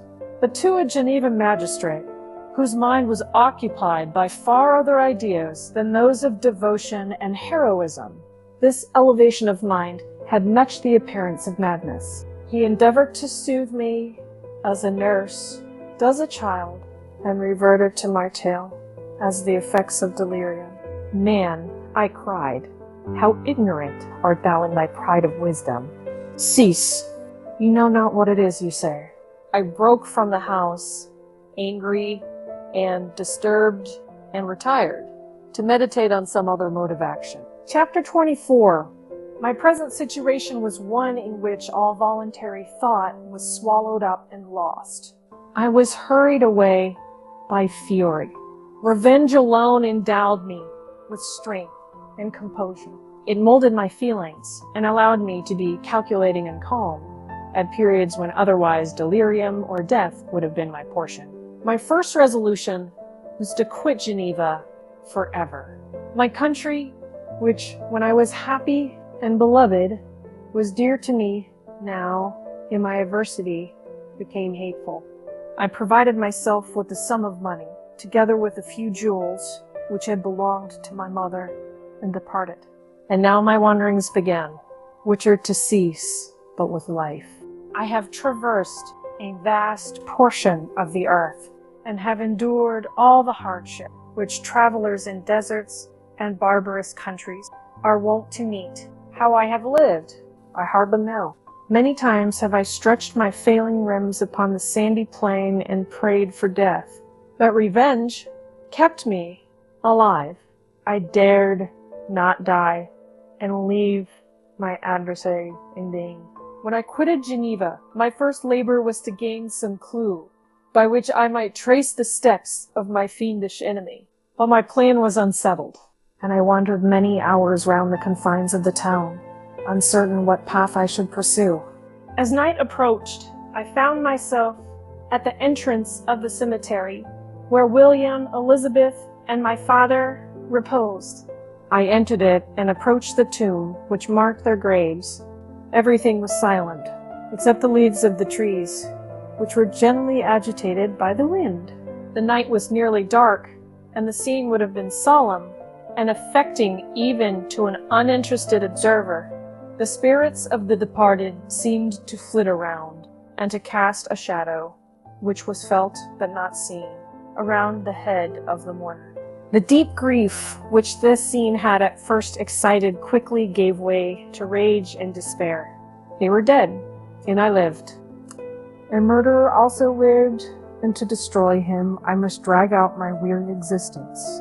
I knelt on the grass, and kissed the earth, and with quivering lips exclaimed, "By the sacred earth on which I kneel, by the shades that wander near me, by the deep and eternal grief that I feel, I swear, and by thee, O night, and the spirits that preside over thee, to pursue the daemon who caused this misery, until he or I shall perish in mortal conflict.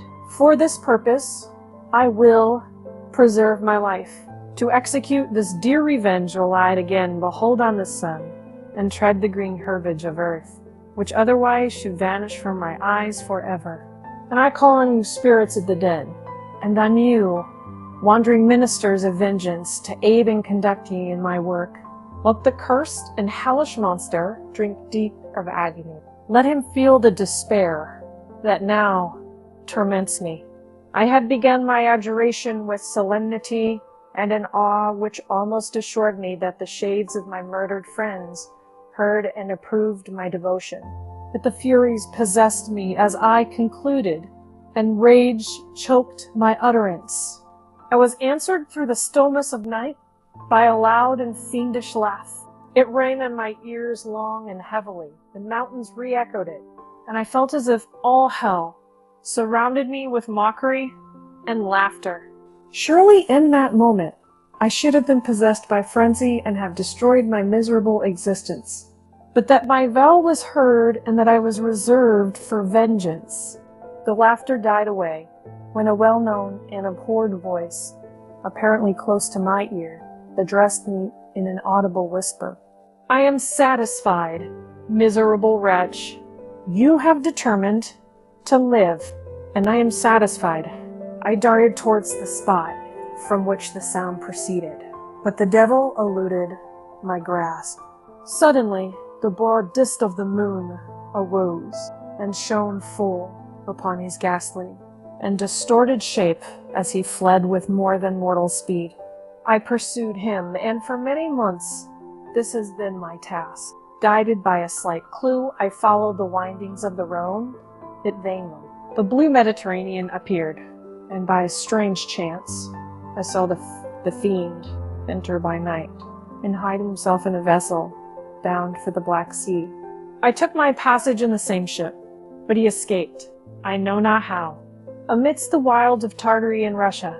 Although he still evaded me, I have ever followed in his track. Sometimes the peasants, scared by this horrid apparition, informed me of his path. Sometimes he himself, who feared that if I lost all trace of him, I should despair and die, left some mark to guide me. The snows descended on my head, and I saw the print of his huge step on the white plain. To you first entering on life, to whom care is new and agony unknown, how can you understand what I have felt and still feel? Cold, want, and fatigue were the least pains which I was destined to endure.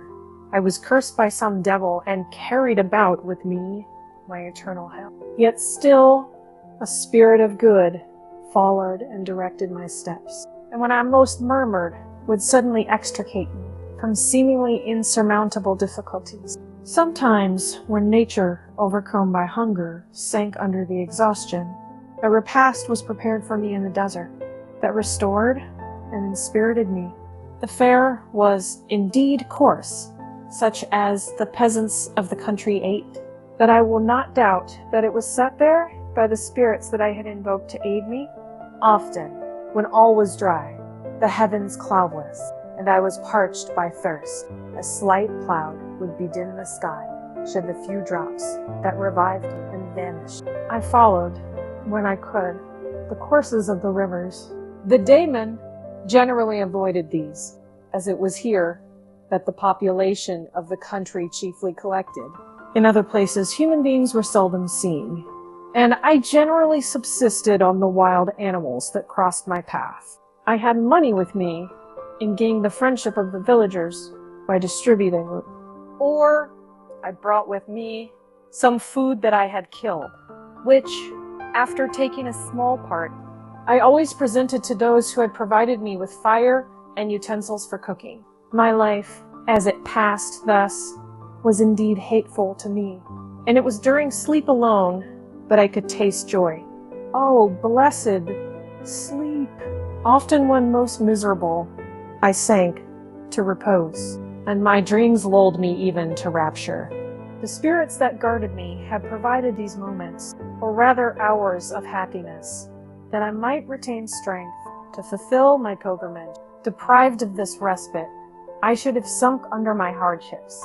During the day I was sustained and inspirited by the hope of night, for in sleep I saw my friends, my wife, and my beloved country. Again I saw the benevolent countenance of my father, heard the silver tones of my Elizabeth's voice, and beheld Clerval, enjoying health and youth. Often, when wearied by a toilsome march, I persuaded myself that I was dreaming until night should come, and that I should then enjoy reality in the arms of my dearest friends. What agonizing fondness did I feel for them! How did I cling to their dear forms, and sometimes they haunted even my waking hours, and persuade myself that they still lived. At such moments vengeance, that burned within me, died in my heart, and I pursued my path towards the destruction of the damning, more as a task enjoined by heaven, as the mechanical impulse of some power of which I was unconscious, than as the ardent desire of my soul. What his feelings were whom I pursued, I cannot know. Sometimes, indeed, he left marks in writing on the barks of the trees, or cut in stone that guided me, and instigated my fury. My reign is not yet over. These words were legible in one of these inscriptions. You live, and my power is complete. Follow me. I seek the everlasting ices of the north, where you will feel the misery of cold and frost, to which I am impassive. You will find, near this place, if you follow, not too tardily, a dead hare. Eat and be refreshed. Come on, my enemy. We have yet to wrestle for our lives, but many hard and miserable hours must you endure, until that period shall arrive. Scoffing devil, again do I vow vengeance. Again do I devote the miserable fiend to torture and death. Never will I give up my search until he or I perish. And then, with what ecstasy shall I join my Elizabeths and my departed friends, who even now prepare for me the reward of my tedious toil and a horrible pilgrimage. As I still pursued my journey to the northward, the snows thickened, and the cold increased in a degree almost too severe to support.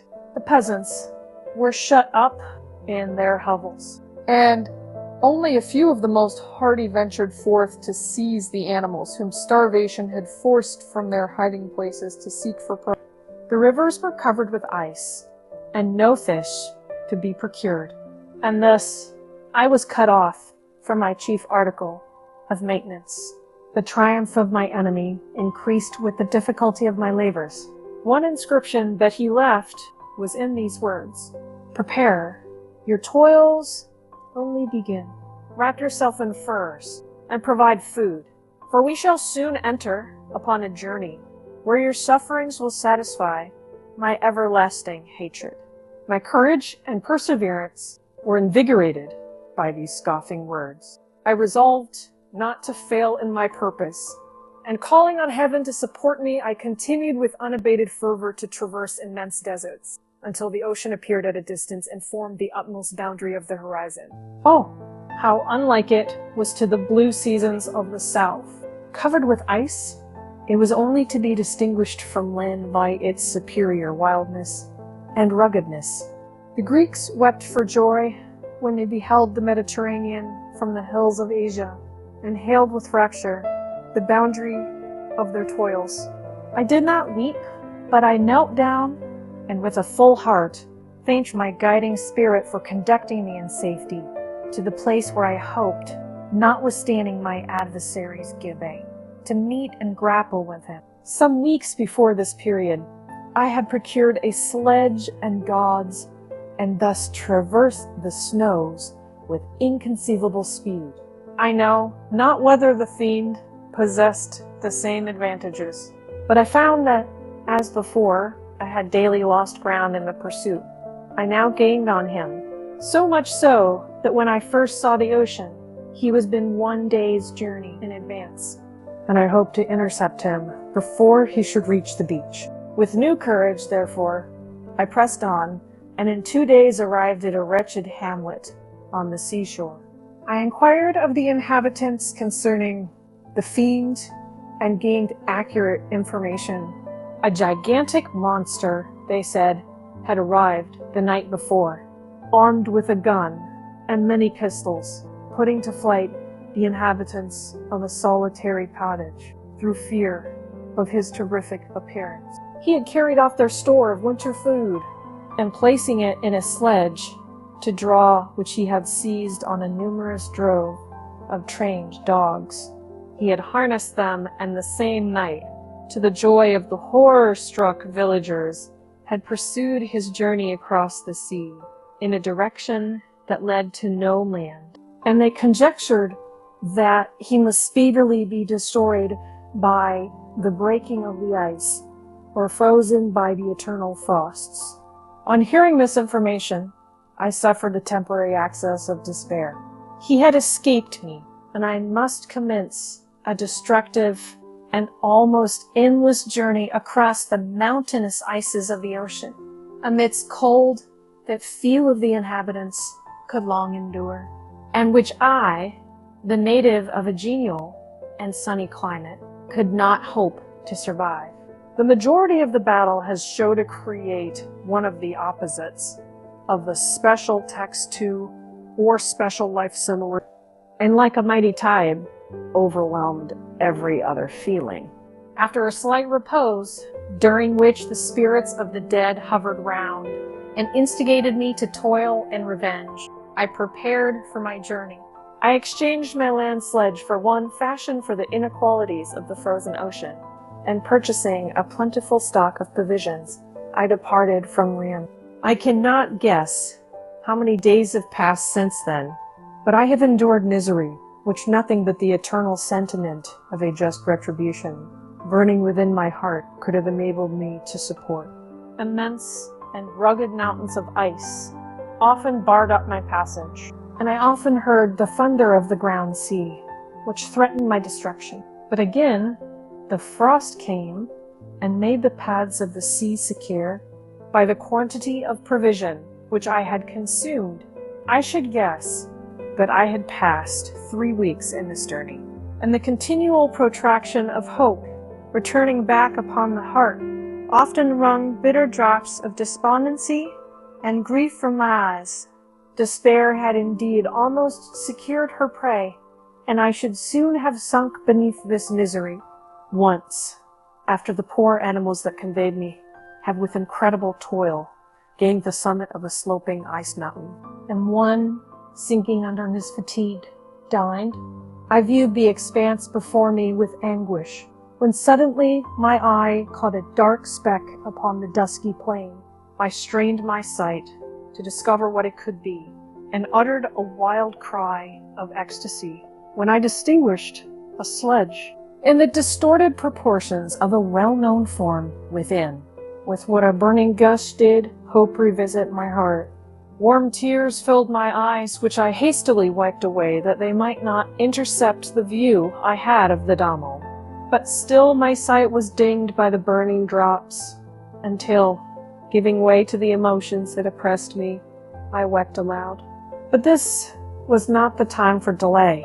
I disencumbered the dogs of their dead companion, gave them a plentiful portion of food, and after an hour's rest, which was absolutely necessary, and yet which was bitterly irksome to me, I continued my route. The sledge was still visible, nor did I again lose sight of it except at the moments, when for a short time some ice rock concealed it with its intervening crags. I indeed perceptibly gained on it, and when, after nearly 2 days' journey, I beheld my enemy, it no more than a mile distant, my heart bounded within me.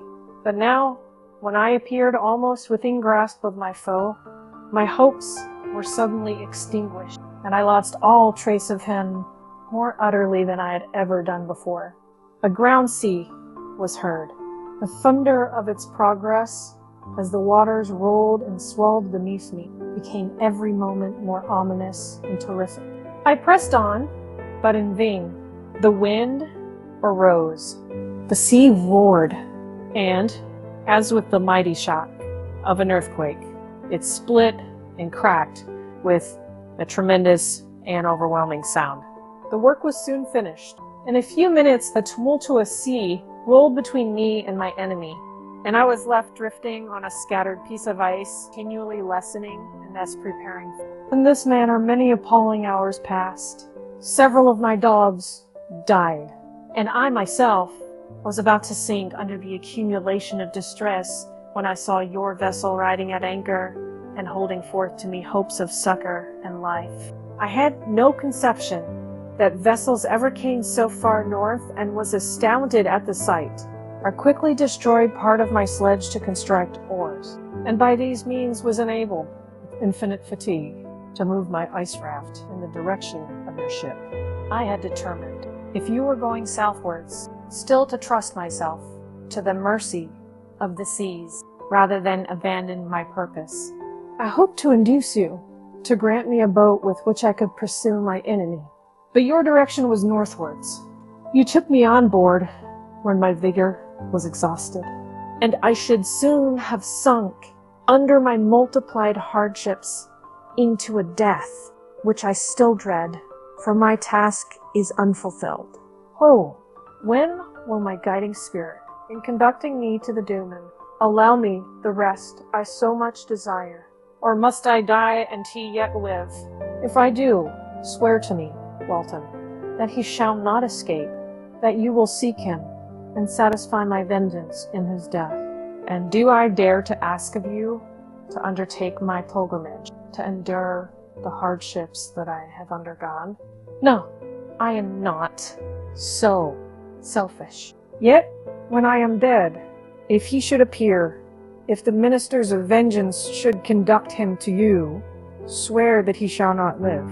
Swear that he shall not triumph over my accumulated woes, and survive to add to the list of his dark crimes. He is eloquent and persuasive, and once his words had even power over my heart. But trust him not, his soul is as hellish as his form, full of treachery and fume-like malice. Hear him not call on the names of William, Justine, Clerval, Elizabeth, my father, and of the wretched Victor, and thrust your sword into his heart. I will hover near and direct the steel aright. Walton, in continuation. August 26th, 17. You have read this strange and terrific story, Margaret, and do you not feel your blood congeal with horror like that which even now curdles mine? Sometimes, seized with sudden agony, he he could not continue his tale. At others, his voice broken, yet piercing, uttered with difficulty the words, so replete with anguish. His fine and lovely eyes were now lighted up with indignation, now subdued to downcast sorrow, and quenched in infinite wretchedness. Sometimes he commanded his countenance and tones, and related the most horrible incidents, with a tranquil voice, suppressing every mark of agitation. Then, like a volcano bursting forth, his face would suddenly change to an expression of the wildest rage, as he shrieked out imprecations on his persecutor. His tale is connected and told with an appearance of the simplest truth. Yet I own to you that the letters of Felix and Sephi, which he showed me, and the apparition of the monster seen from our ship brought to me a greater conviction of the truth of his narrative than his asseveration. However earnest and connected, such a monster has, then, really existence. I cannot doubt it, yet I am lost in surprise and admiration. Sometimes I endeavored to gain from Frankenstein particulars of his creature's formation, but on this point he was impenetrable. "Are you mad, my friend?" said he. "Or whither does your senseless curiosity lead you? Would you also create for yourself and the world a demoniacal enemy? Peace, peace. Learn my miseries and do not seek to increase your own."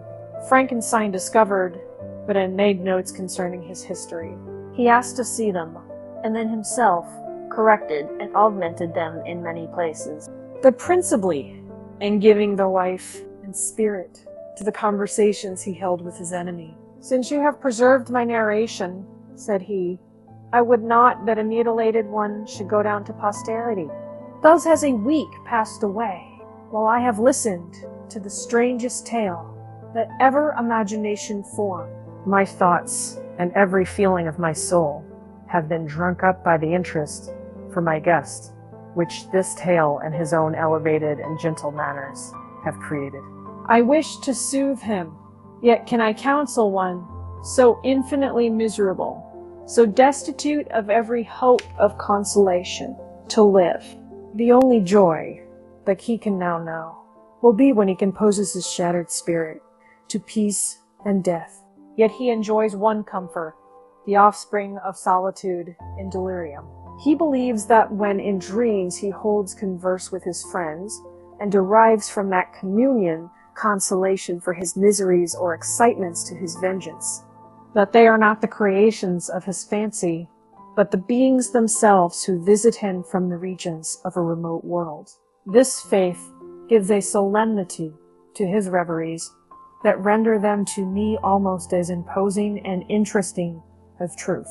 Our conversations are not always confined to his own history and misfortunes. On every point of general literature, he displays unbounded knowledge and a quick and piercing apprehension. His eloquence is forcible and touching, nor can I hear him when he relates a pathetic incident or endeavors to move the passions of pity or love without tears. What a glorious creature must he have been in the days of his prosperity, when he is thus noble and godlike in ruin. He seems to feel his own worth, right, and the greatness of his fall. When younger, said he, I believed myself destined for some great enterprise. My feelings are profound, but I possessed a coolness of judgment that fitted me for illustrious achievements. This sentiment of the worth of my nature supported me when others would have been oppressed, for I deemed it criminal to throw away in useless grief those talents that might be useful to my fellow creatures. When I reflected on the work I had completed, no less a one than the creation of a sensitive and rational animal, I could not rank myself with the herd of common projectors. But this thought, which supported me in the commencement of my career, now serves only to plunge me lower in the dust. All my speculations and hopes are as nothing, and like the archangel who aspired to omnipotence, I am chained in an eternal hell. My imagination was vivid, Yet my powers of analysis and application were intense. By the union of these qualities, I conceived the idea and executed the creation of a man. Even now I cannot recollect without passion my reveries, while the work was incomplete. I trod heaven in my thoughts, now exulting in my powers, now burning with the idea of their effects. From my infancy I was imbued with high hopes and a lofty ambition. But how am I sunk? My friend, if you had known me as I once was, you would not recognize me in this state of degradation. Despondency rarely visited my heart. A high destiny seemed to bear me on until I fell, never again to rise. Must I then lose this admirable being? I have longed for a friend. I have sought one who would sympathize with and love me. Behold, on these desert seas, I have found such a one, but I fear I have gained him only to know his value and lose him. And I would reconcile him to life, but he repulses the idea. I thank you, Walton, he said, for your kind intentions towards so miserable a wretch. But when you speak of new ties and fresh affections, think you that any can replace those who are gone? Can any man be to me as Clerval was, or any woman another Elizabeth? Even where the affections are not strongly moved by any superior excellence, the companions of our childhood always possess a certain power over our minds, which hardly any later friend can obtain. They know our infantine dispositions, which, however they may be afterwards modified, are never eradicated, and they can judge of our actions with more certain conclusions as to the integrity of our motives. A sister or a brother can never, unless indeed such symptoms have been shown early, suspect the other of fraud or false dealing when another friend, however strongly he may be attached, may, in spite of himself, be contemplated with suspicion. But I enjoyed friends, dear not only through habit and association, but from their own merits. And wherever I am, the soothing voice of my Elizabeth and the conversation of Clerval will be ever whispered in my ear. They are dead, and but one feeling in such a solitude can persuade me to preserve my life. If I were engaged in any high undertaking or design, fraught with extensive utility to my fellow creatures, then could I live to fulfill it. But such is not my destiny. I must pursue and destroy the being to whom I gave existence. Then my lot on earth will be fulfilled, and I may die. My beloved sister, September 2nd. I write to you, encompassed by peril, and ignorant whether I am ever doomed to see again dear England, and the dear friends that inhabit it. Everything. I am surrounded by mountains of ice which admit of no escape, and threaten every moment to crush my vessel. The brave fellows, whom I have persuaded to be my companions, look towards me for aid, but I have none to bestow. There is something terribly appalling in our situation, yet my courage and hopes do not desert me. Yet it is terrible to reflect that the lives of all these men are endangered through me. If we are lost, my mad schemes are the cause. And what, Margaret, will be the state of your mind?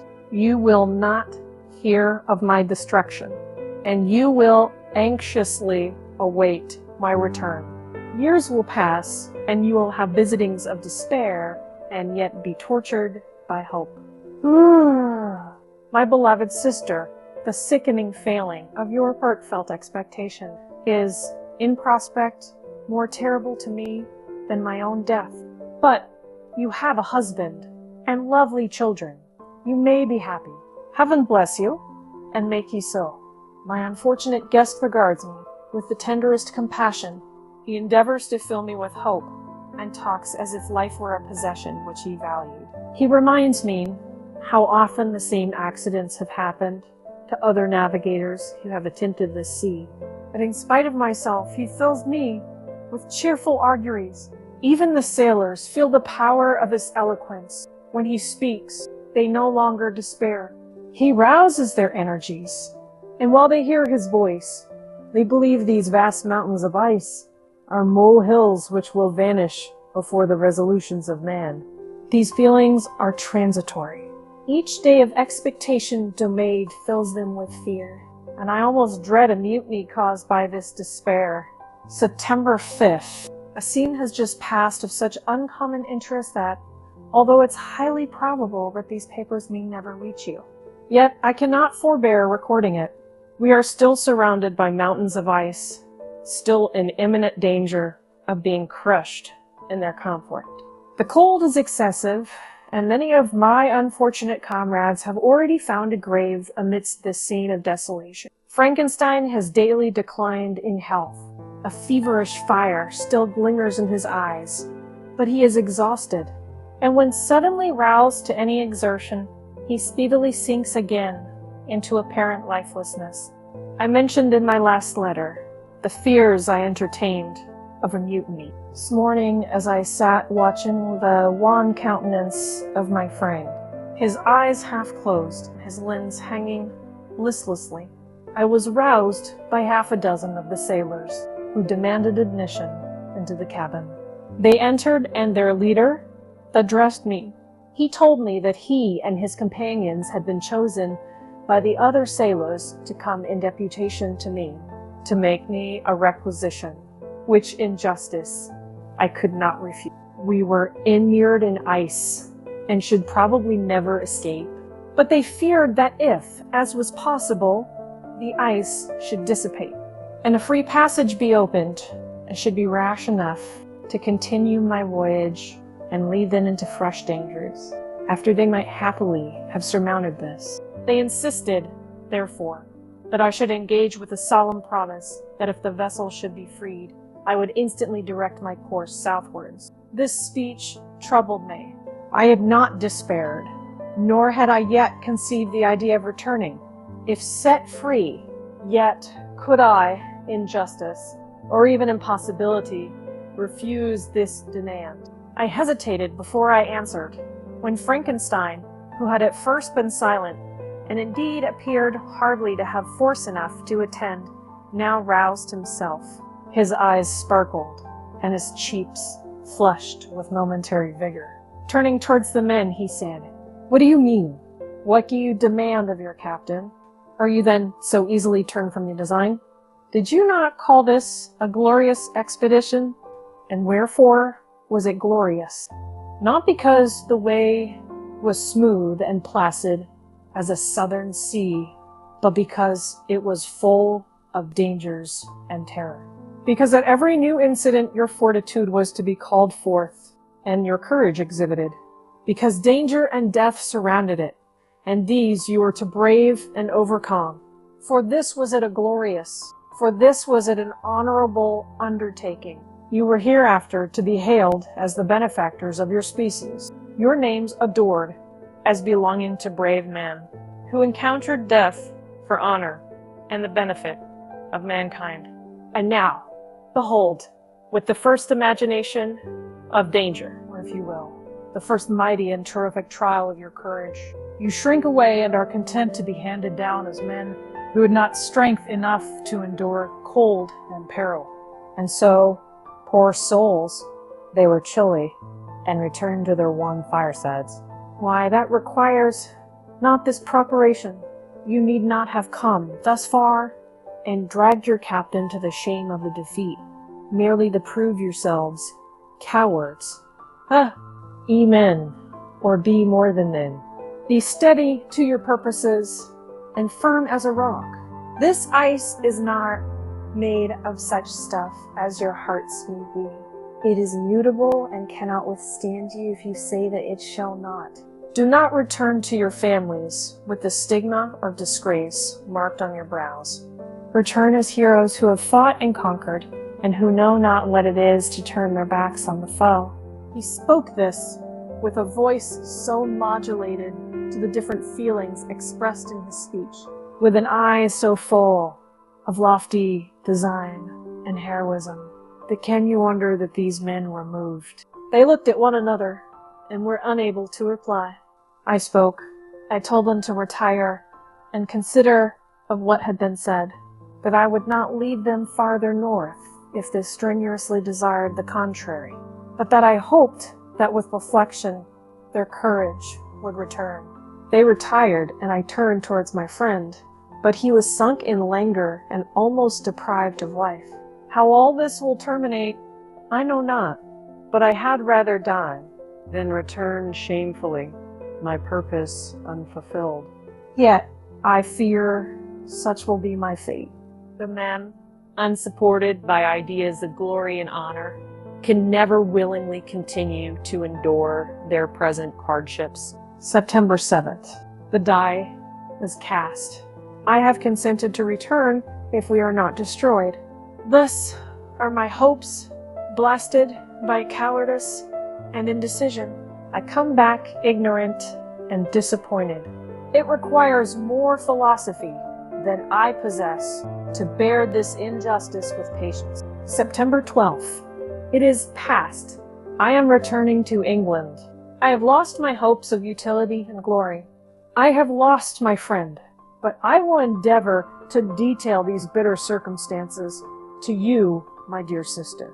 And while I am wafted towards England and towards you, I will not despond.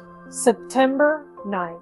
The ice began, and roarings like thunder were heard at a distance as the island split and cracked in every direction. You were in the most imminent peril, but as we could only remain passive, my chief attention was occupied by my unfortunate guest, whose illness increased in such a degree that he was entirely confined to his bed. The ice cracked behind us and was driven with force towards the north. A breeze sprang from the west, and on the 11th, the passage towards the south became perfectly free. When the sailors saw this, and that their return to their native country was apparently assured, a shout of tumultuous joy broke from them, loud and long continued. Frankenstein, who was dozing, awoke and asked the cause of the tumult. They shout, I said, because they will soon return to England. Do you, then, really return? Alas, yes. I cannot withstand their demands. I cannot lead them unwillingly to danger, and I must return. Do so, if you will, but I will not.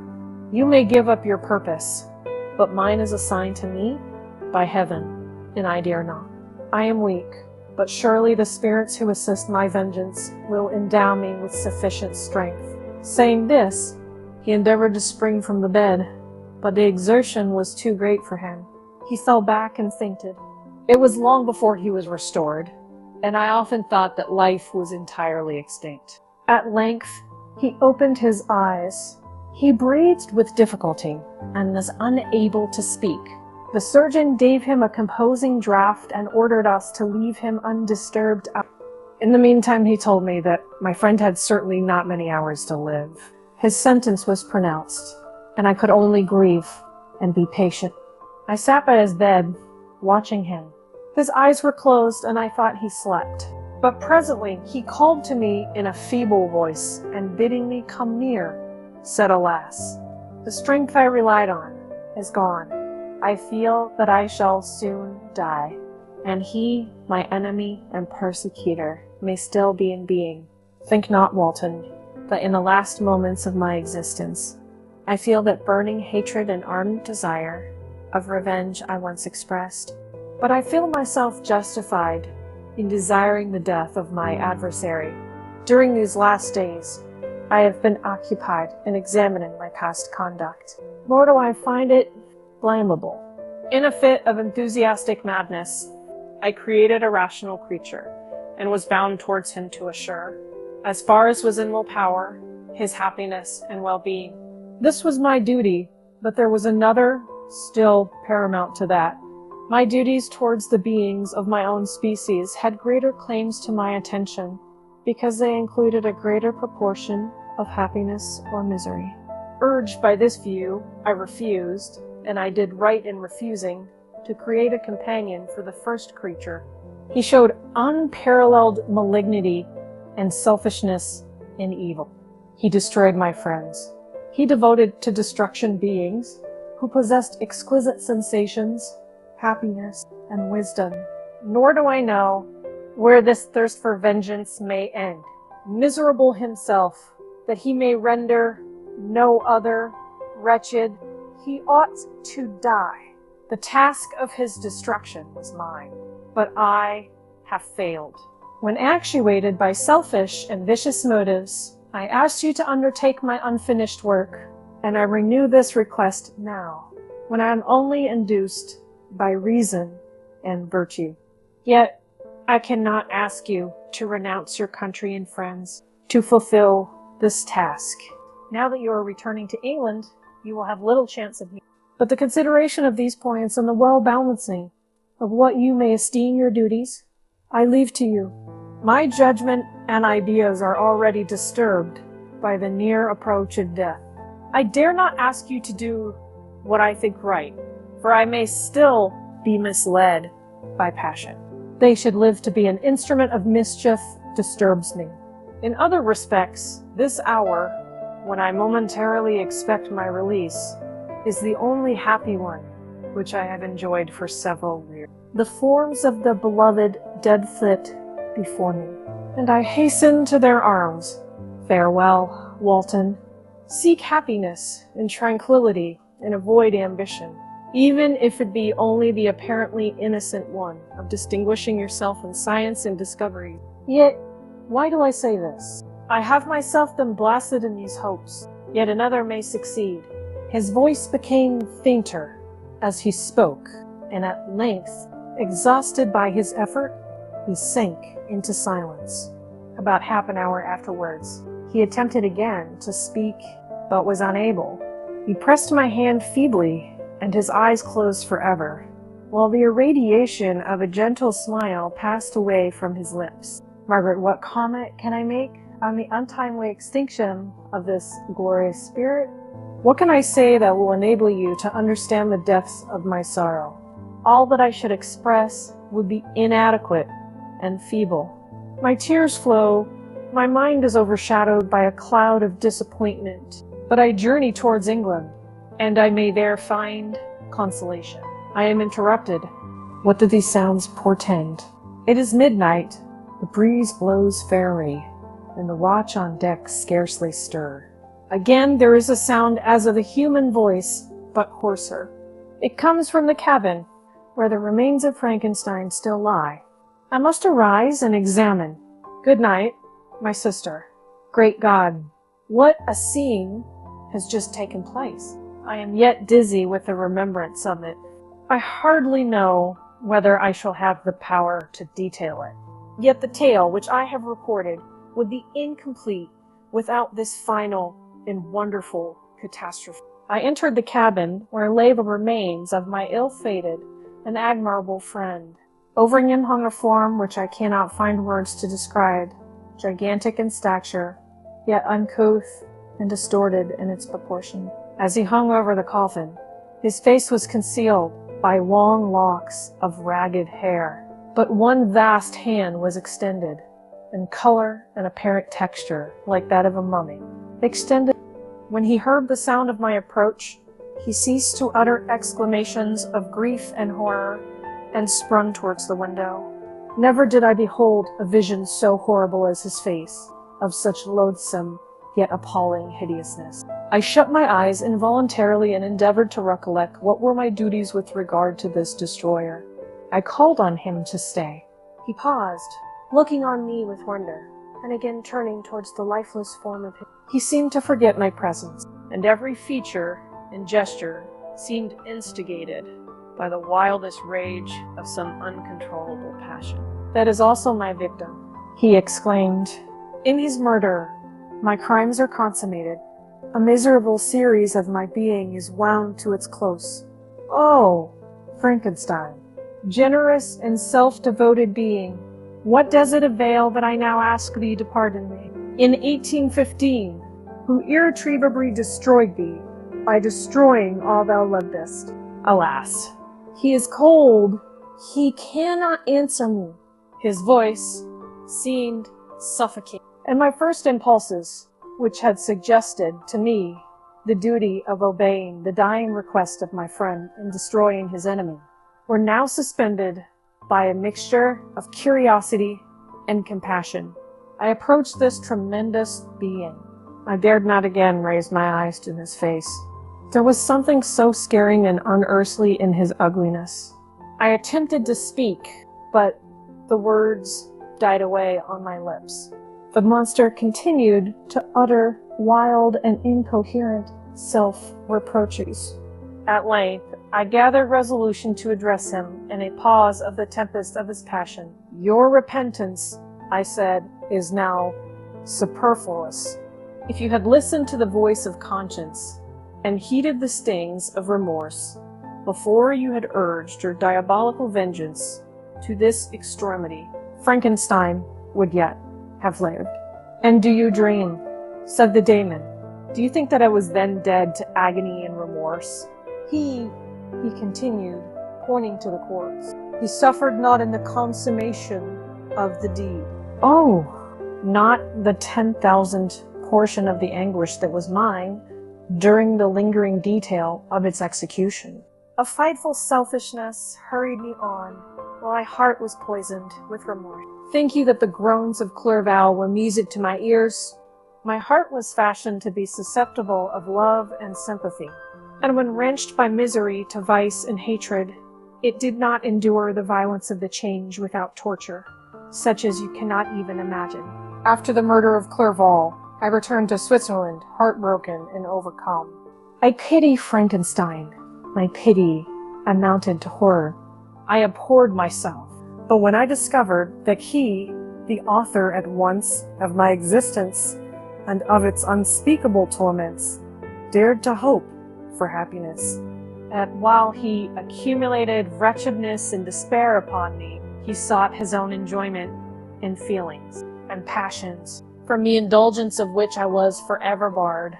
Then impotent envy and bitter indignation filled me with an insatiable thirst for vengeance. I recollected my threat and resolved that it should be accomplished. I knew that I was preparing for myself a deadly torture, that I was the slave, not the master, of an impulse which I detested yet could not disobey. Yet when she died, nay, then I was not miserable. I had cast off all feeling, subdued all anguish, to riot in the excess of my despair. Evil thenceforth became my good. Urged thus far, I had no choice but to adapt my nature to an element which I had willingly chosen. The completion of my demoniacal design became an insatiable passion. And now it has ended. There is my last victim. I was at first touched by the expressions of his misery. Yet, when I called to mind what Frankenstein had said of his powers of eloquence and persuasion, and when I again cast my eyes on the lifeless form of my friend, indignation was rekindled within me. "Rhett," I said, "it is well that you come here to whine over the desolation that you have made. You throw a torch into a pile of buildings, and when they are consumed, you sit among the ruins and lament the fall. Hypocritical fiend! If he whom you mourn still lived, still would he be the object.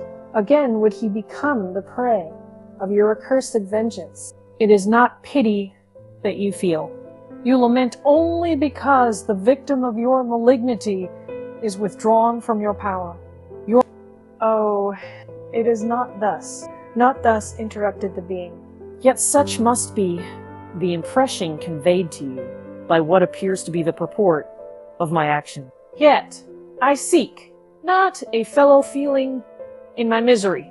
No sympathy may I ever find. When I first sought it, it was the love of virtue, the feelings of happiness and affection with which my whole being overflowed, that I wished to be participated. But now that virtue has become to me a shadow, and that happiness and affection are turned into bitter and loathing despair, and what should I seek for sympathy? I am content to suffer alone, while my sufferings shall endure. When I die, I am well satisfied that abhorrence and opprobrium should load my memory. Once my fancy was soothed with dreams of virtue, of fame, and of enjoyment. Once I falsely hoped to meet with beings who, pardoning my outward form, would love me for the excellent qualities which I was capable of unfolding. I was nourished with high thoughts of honor and devotion. But now, crime has degraded me beneath the meanest animal. No guilt, no mischief, no malignity, no misery can be found comparable to mine. When I run over the frightful catalogue of my sins, I cannot believe that I am the same creature whose thoughts were once filled with sublime and transcendent visions of the beauty and the majesty of goodness. But it is even so. The fallen angel becomes a malignant devil. Yet, even that enemy of God and man had friends and associates in his desolation. I am alone. You, who call Frankenstein your friend, seem to have a knowledge of my crimes and his misfortune. But in the detail which he gave you of them, he could not sum up the hours and months of misery which I endured wasting in impotent passions. For while I destroyed his hopes, I did not satisfy my own desires. They were forever ardent and craving. Still, I desired love and fellowship, and I was still spurned. Was there no injustice in this? Am I to be thought the only criminal when all humankind sinned against me? Why do you not hate Felix, who drove his friend from his door with contumely? Why do you not execrate the rustic who sought to destroy the savior of his child? Nay, these are virtuous and immaculate beings. I, the miserable and the abandoned, am an abortion, to be spurned at and kicked and trampled on. Even now, my blood boils at the recollection of this injustice. But it is true that I am a wretch. I have murdered the lovely and helpless. I have strangled the innocent as they slept and grasped to death his throat, who never injured me or any other living thing. I have devoted my Creator, the select specimen of all that is worthy of love and admiration among men, to misery. I have pursued him even to that irremediable ruin. There he lies, light and cold in death. You hate me, but your abhorrence cannot equal that with which I regard myself. I look on the hands which executed the deed, and think on the heart in which the imagination of it is conceived, and long for the moment when these hands will meet my eyes, when that imagination will haunt my thoughts no more. Fear not that I shall be the instrument of future mischief. My work is nearly complete. Neither yours nor any man's death is needed to consummate the series of my being and accomplish that which must be done, but it requires my own. Do not think that I shall be so to perform this sacrifice. I shall quit your vessel on the ice raft which brought me thither, and shall seek the most northern extremity of the globe. I shall collect my funeral pile and consume to ashes this miserable frame, that its remains may afford no light to any curious and unhallowed wretch who would create such another as I have been. I shall die. I shall no longer feel the agonies which now consume me. I be the prey of feelings unsatisfied, yet unquenched. He is dead who called me into being, and when I shall be no more, the very remembrance of us both will speedily vanish. I shall no longer see the sun or stars or feel the wings play on my cheeks. Light, feeling, and sense will pass away, and in this condition must I find my happiness. Some years ago, when the images which this world affords first opened upon me, when I felt the cheering warmth of summer, and heard the rustling of the leaves and the warbling of the birds, and these were all to me, I should have weapon to die. Now it is my only consolation. Polluted by crimes and torn by the bitterest remorse, where can I find rest but in death? Farewell, I leave you, and in you, the last of humankind, whom these eyes will ever behold. Farewell, Frankenstein. If thou wert yet alive, and yet cherished a desire of revenge against me, it would be better satiated in my life and in my destruction. But it was not so. Thou didst seek my extinction, that I might not cause greater wretchedness. And if yet, in some mode, unknown to me, thou hadst not ceased to think and feel, thou wouldst not desire against me a vengeance greater than that which I feel. Lasted as thou wert, my agony was still superior to thine, for the bitter sting of remorse will not cease to rankle in my wounds until death shall close them forever. But soon he cried, with sad and solemn enthusiasm, I shall die, and what I now feel be no longer felt. Soon these burning miseries will be extinct. I shall ascend my funeral pile triumphantly, and exult in the agony of the torturing flames. The light of that conflagration will fade away. My ashes will be swept into the sea by the winds. My spirit will sleep in peace, or if it thinks, it will not surely think else. Farewell. He sprang from the cabin window as he said this upon the ice raft which lay close to the vessel. He was soon borne away by the waves and lost in darkness and distance.